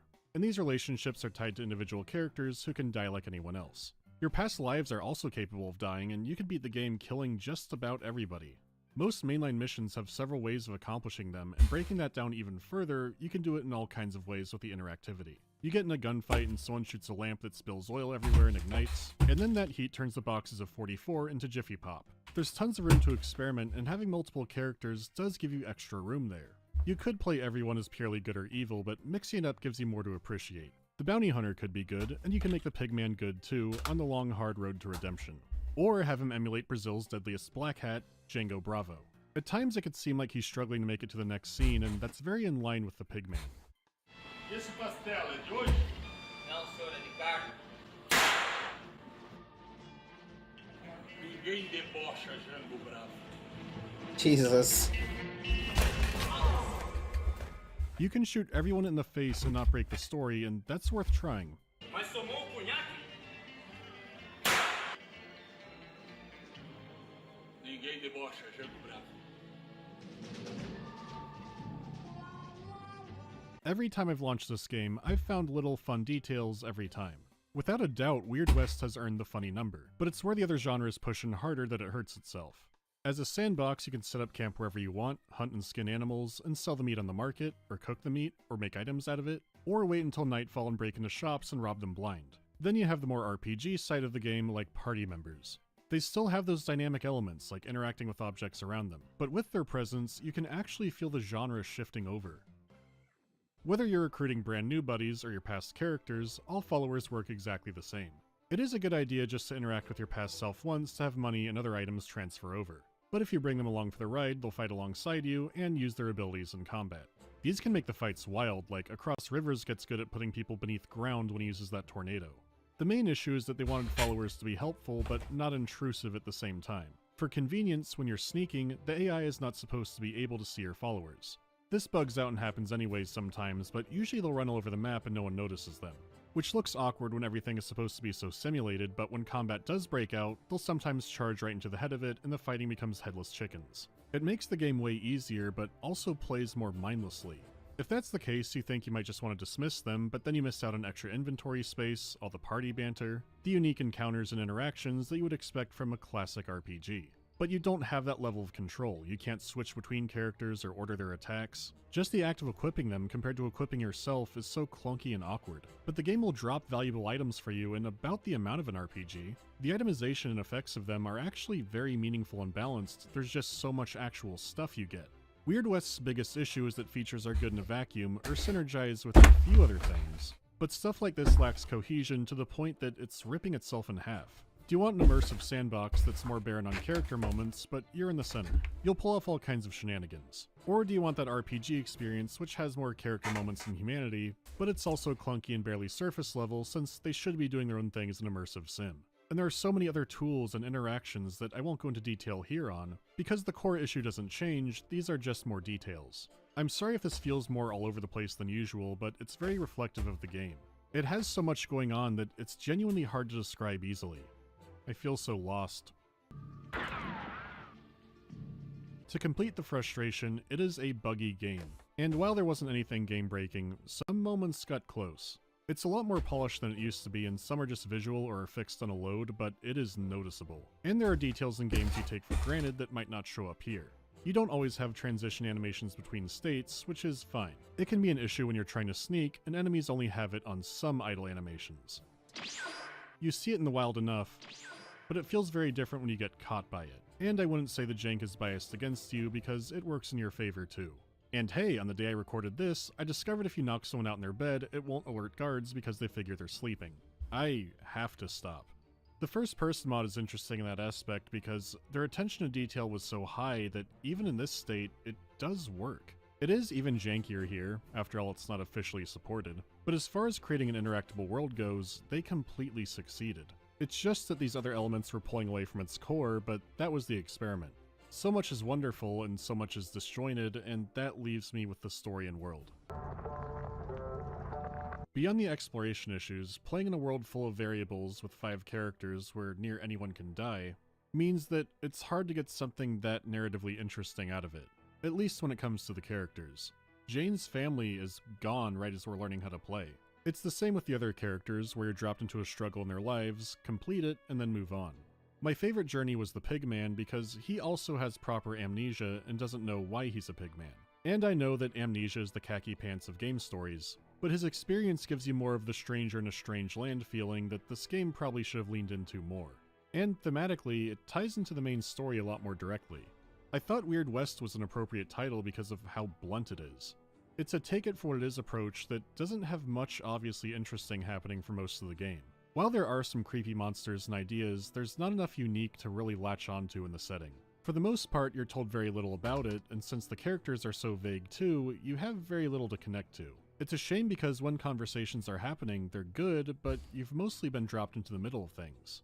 The strongest are the people you encounter in every form, like Essex Mass, the man searching for immortality, and Heathen, a mysterious witch who seems to know you're the same person. And it's not that the others are bad, I really liked Pigman Joe and Sheriff Albright, but right when they're getting interesting, you've already moved on.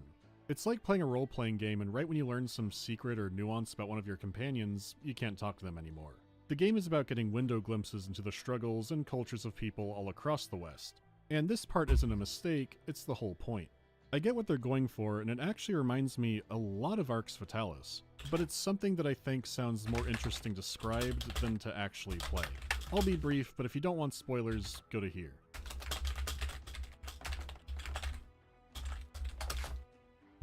The main mystery is about why all these characters are connected by the brand and what was happening in that cult room.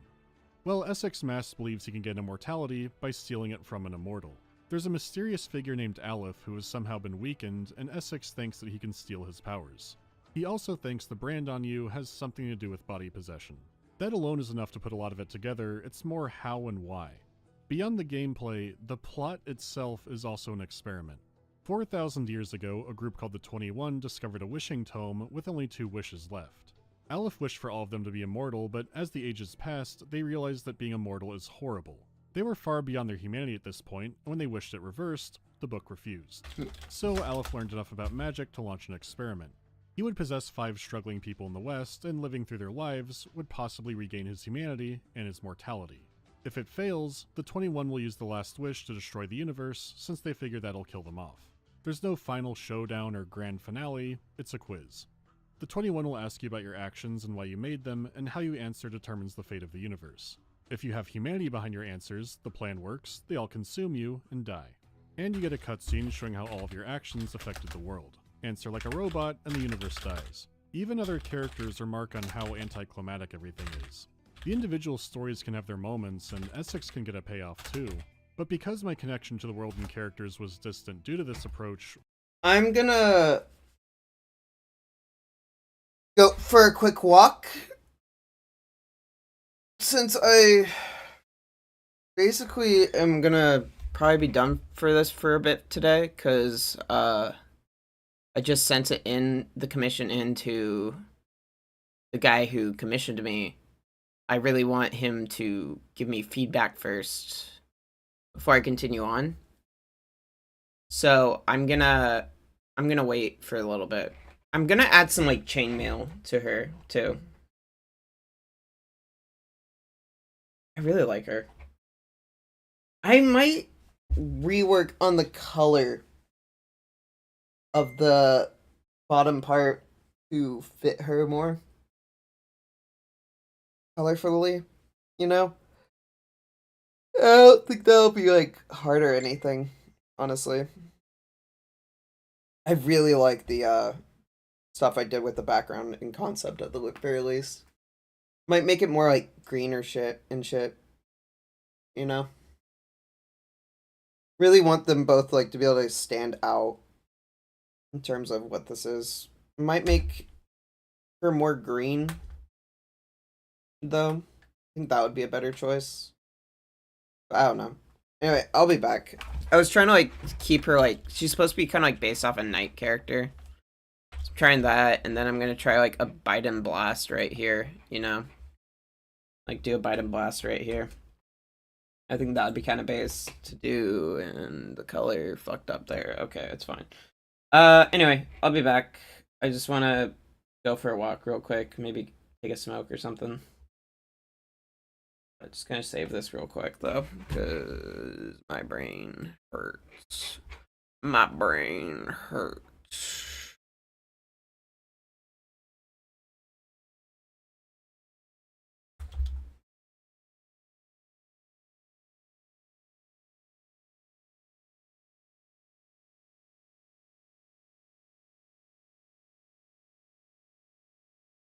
What?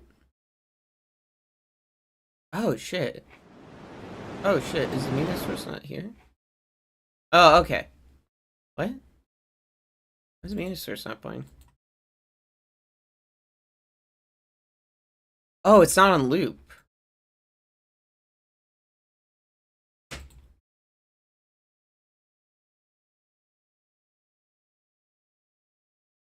What?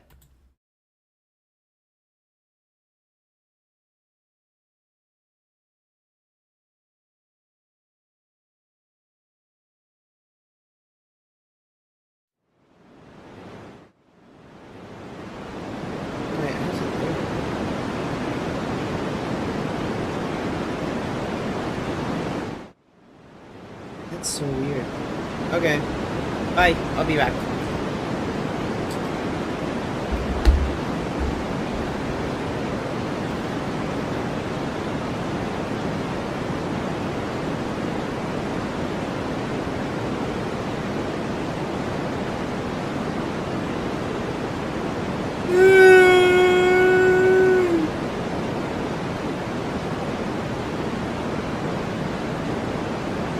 Jesus, dude. It's just one of those days, you know?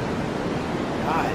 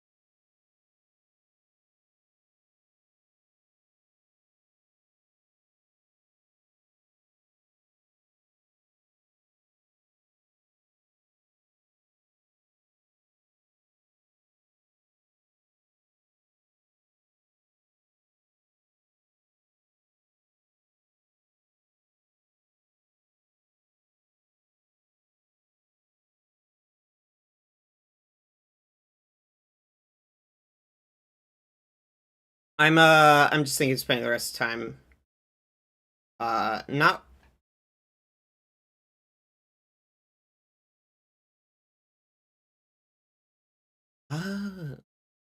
sec.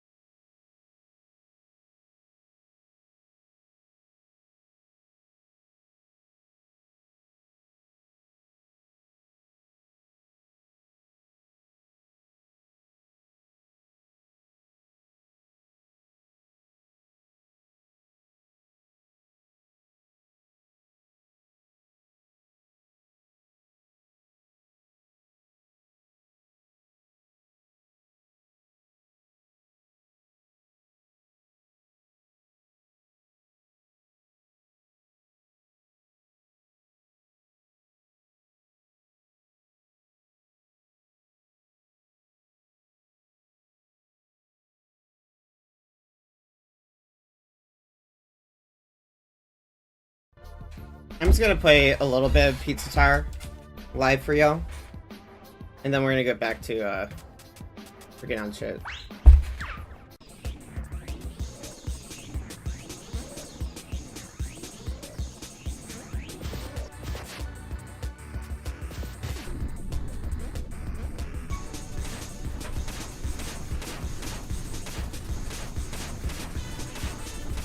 Sorry, just a sec.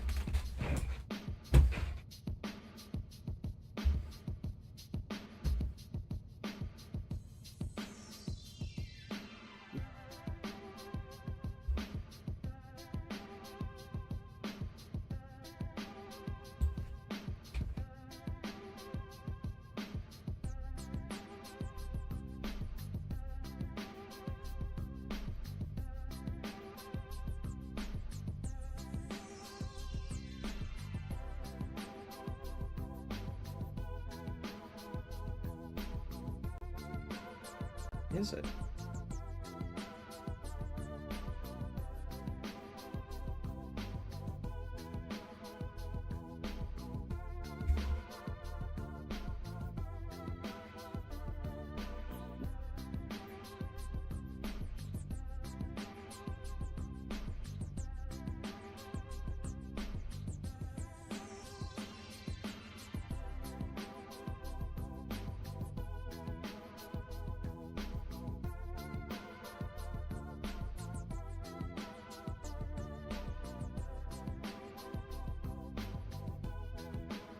Sorry, just a sec.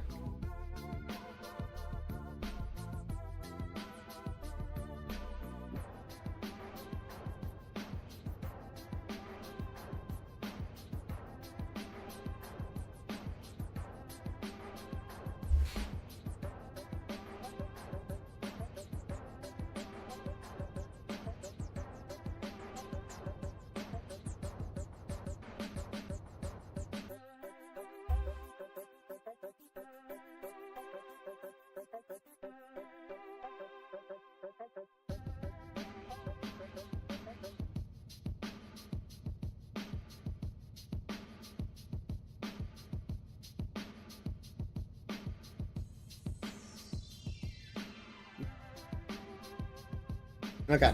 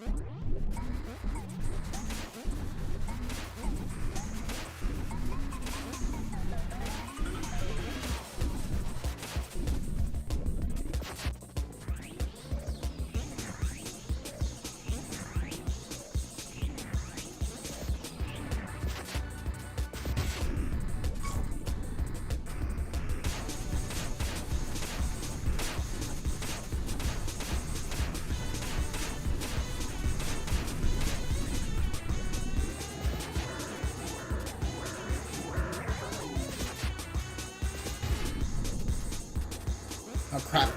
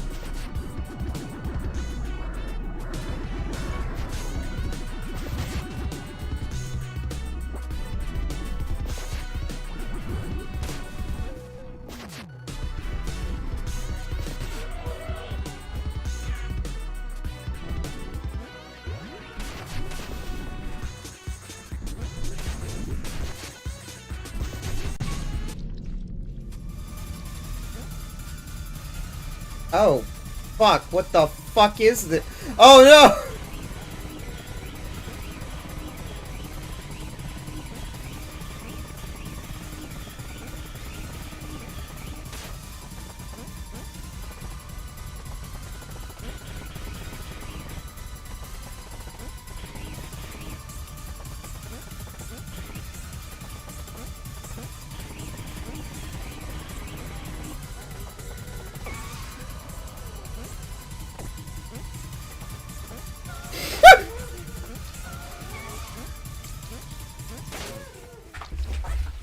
Oh, come the fuck on, really?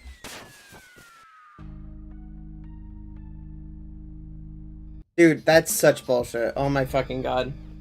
That was my fault, though. That was 100% my fault.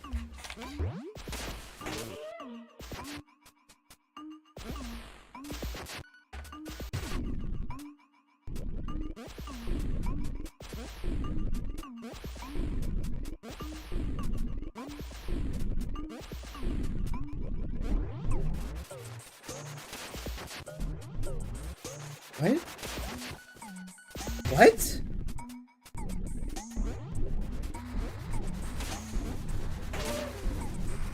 What?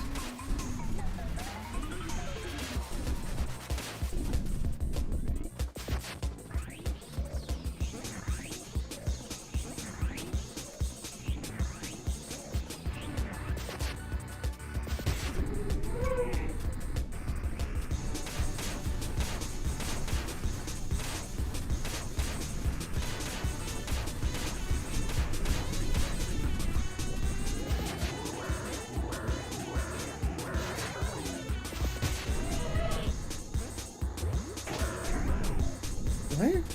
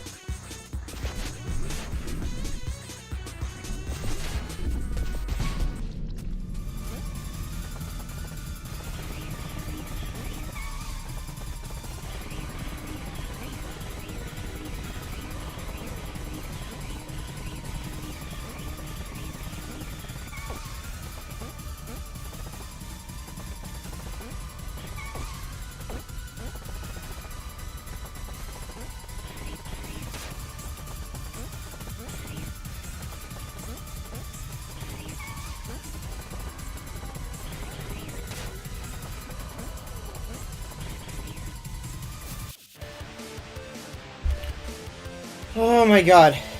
Okay, sweet. Oh my fucking god, dude. This game is such bullshit. This game is such bullshit, dude. Holy shit. Oh.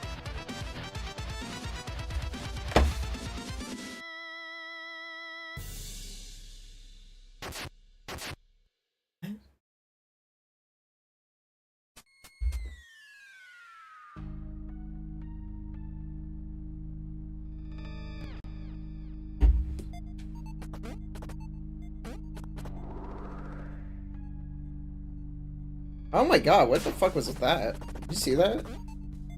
What the fuck? Why is the game glitching? No!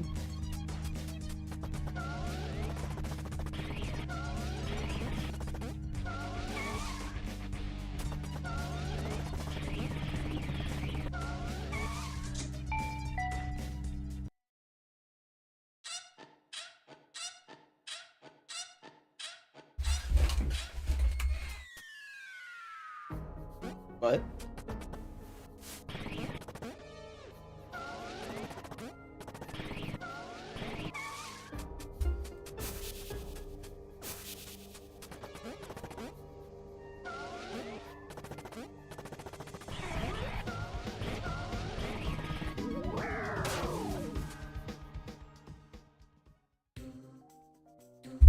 Don't make a sound.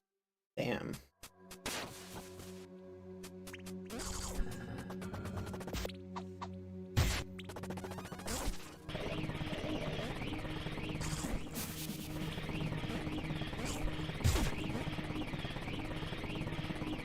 What is with this right now? Holy shit.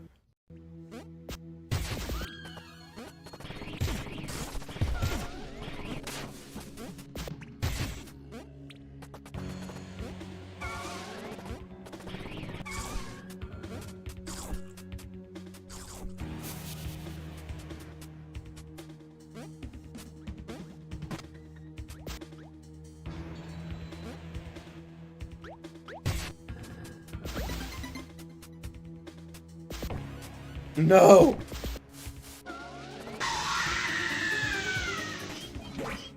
What the fuck?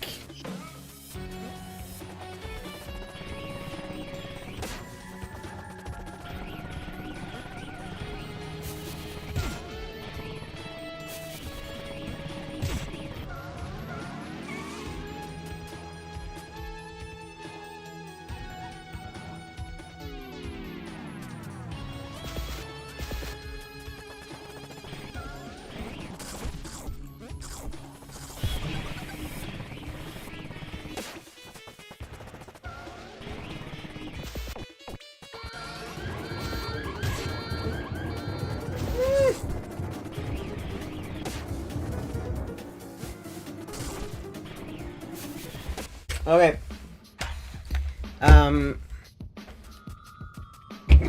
Yeah.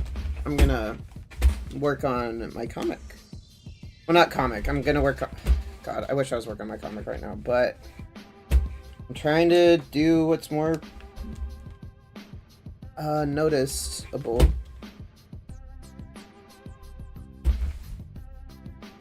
I do want to eventually get to the comic, though, because I did promise...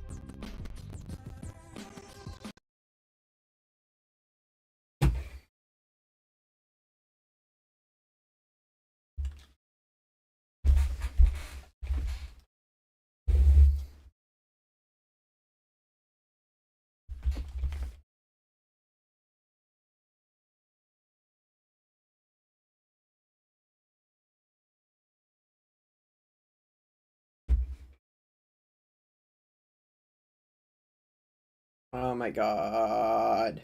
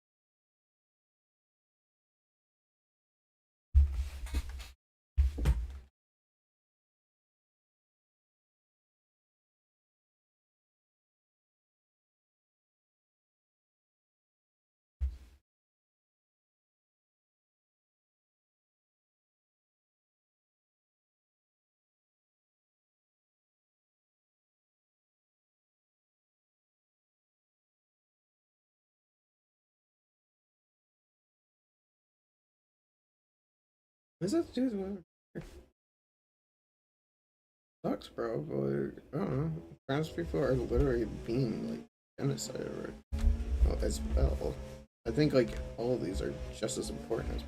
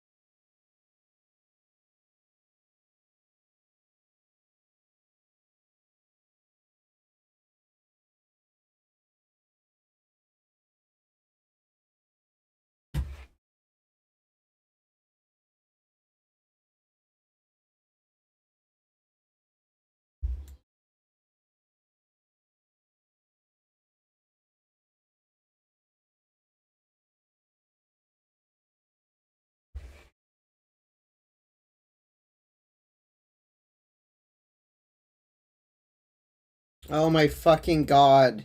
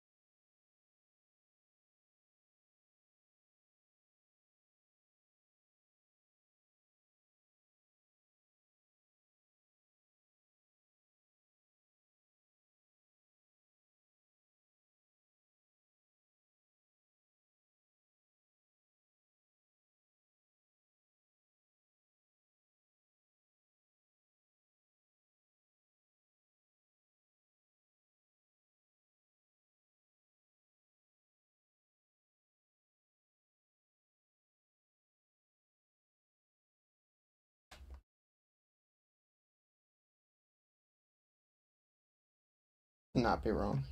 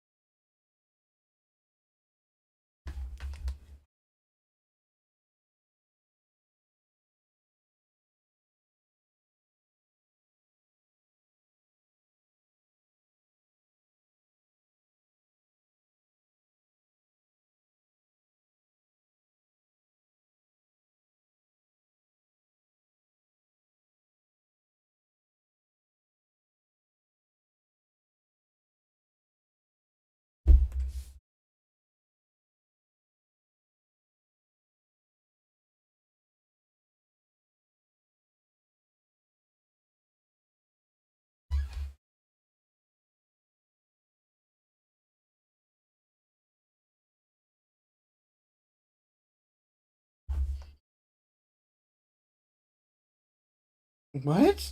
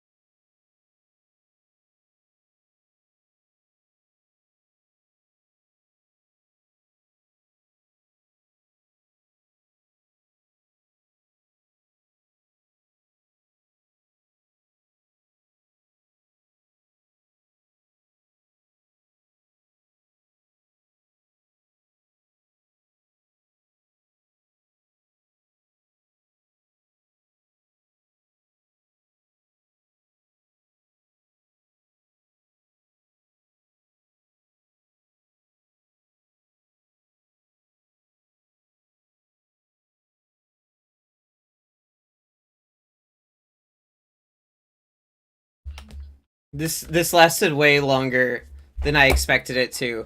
Holy fucking shit.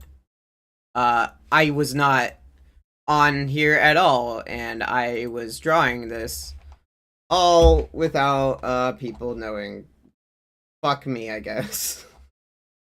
Well, fuck. Damn it. Dude, that sucks. Look at this shit. Look at this shit. Fucking based, right? So fucking cool, dude. I'm so fucking cool. Yeah, I'm gonna like color him, add a background drop, and then yeah, I'll be done by like tomorrow. I'm gonna do like some different stuff in the next stream. But I'm pretty happy with what I'm doing so far. Yeah, this was really fun. Thank you guys so much for watching. Even though you didn't see me do anything, you just saw a fucking black ass screen. So yeah. But I had fun, and I hope you did too. Have a good day. Bye.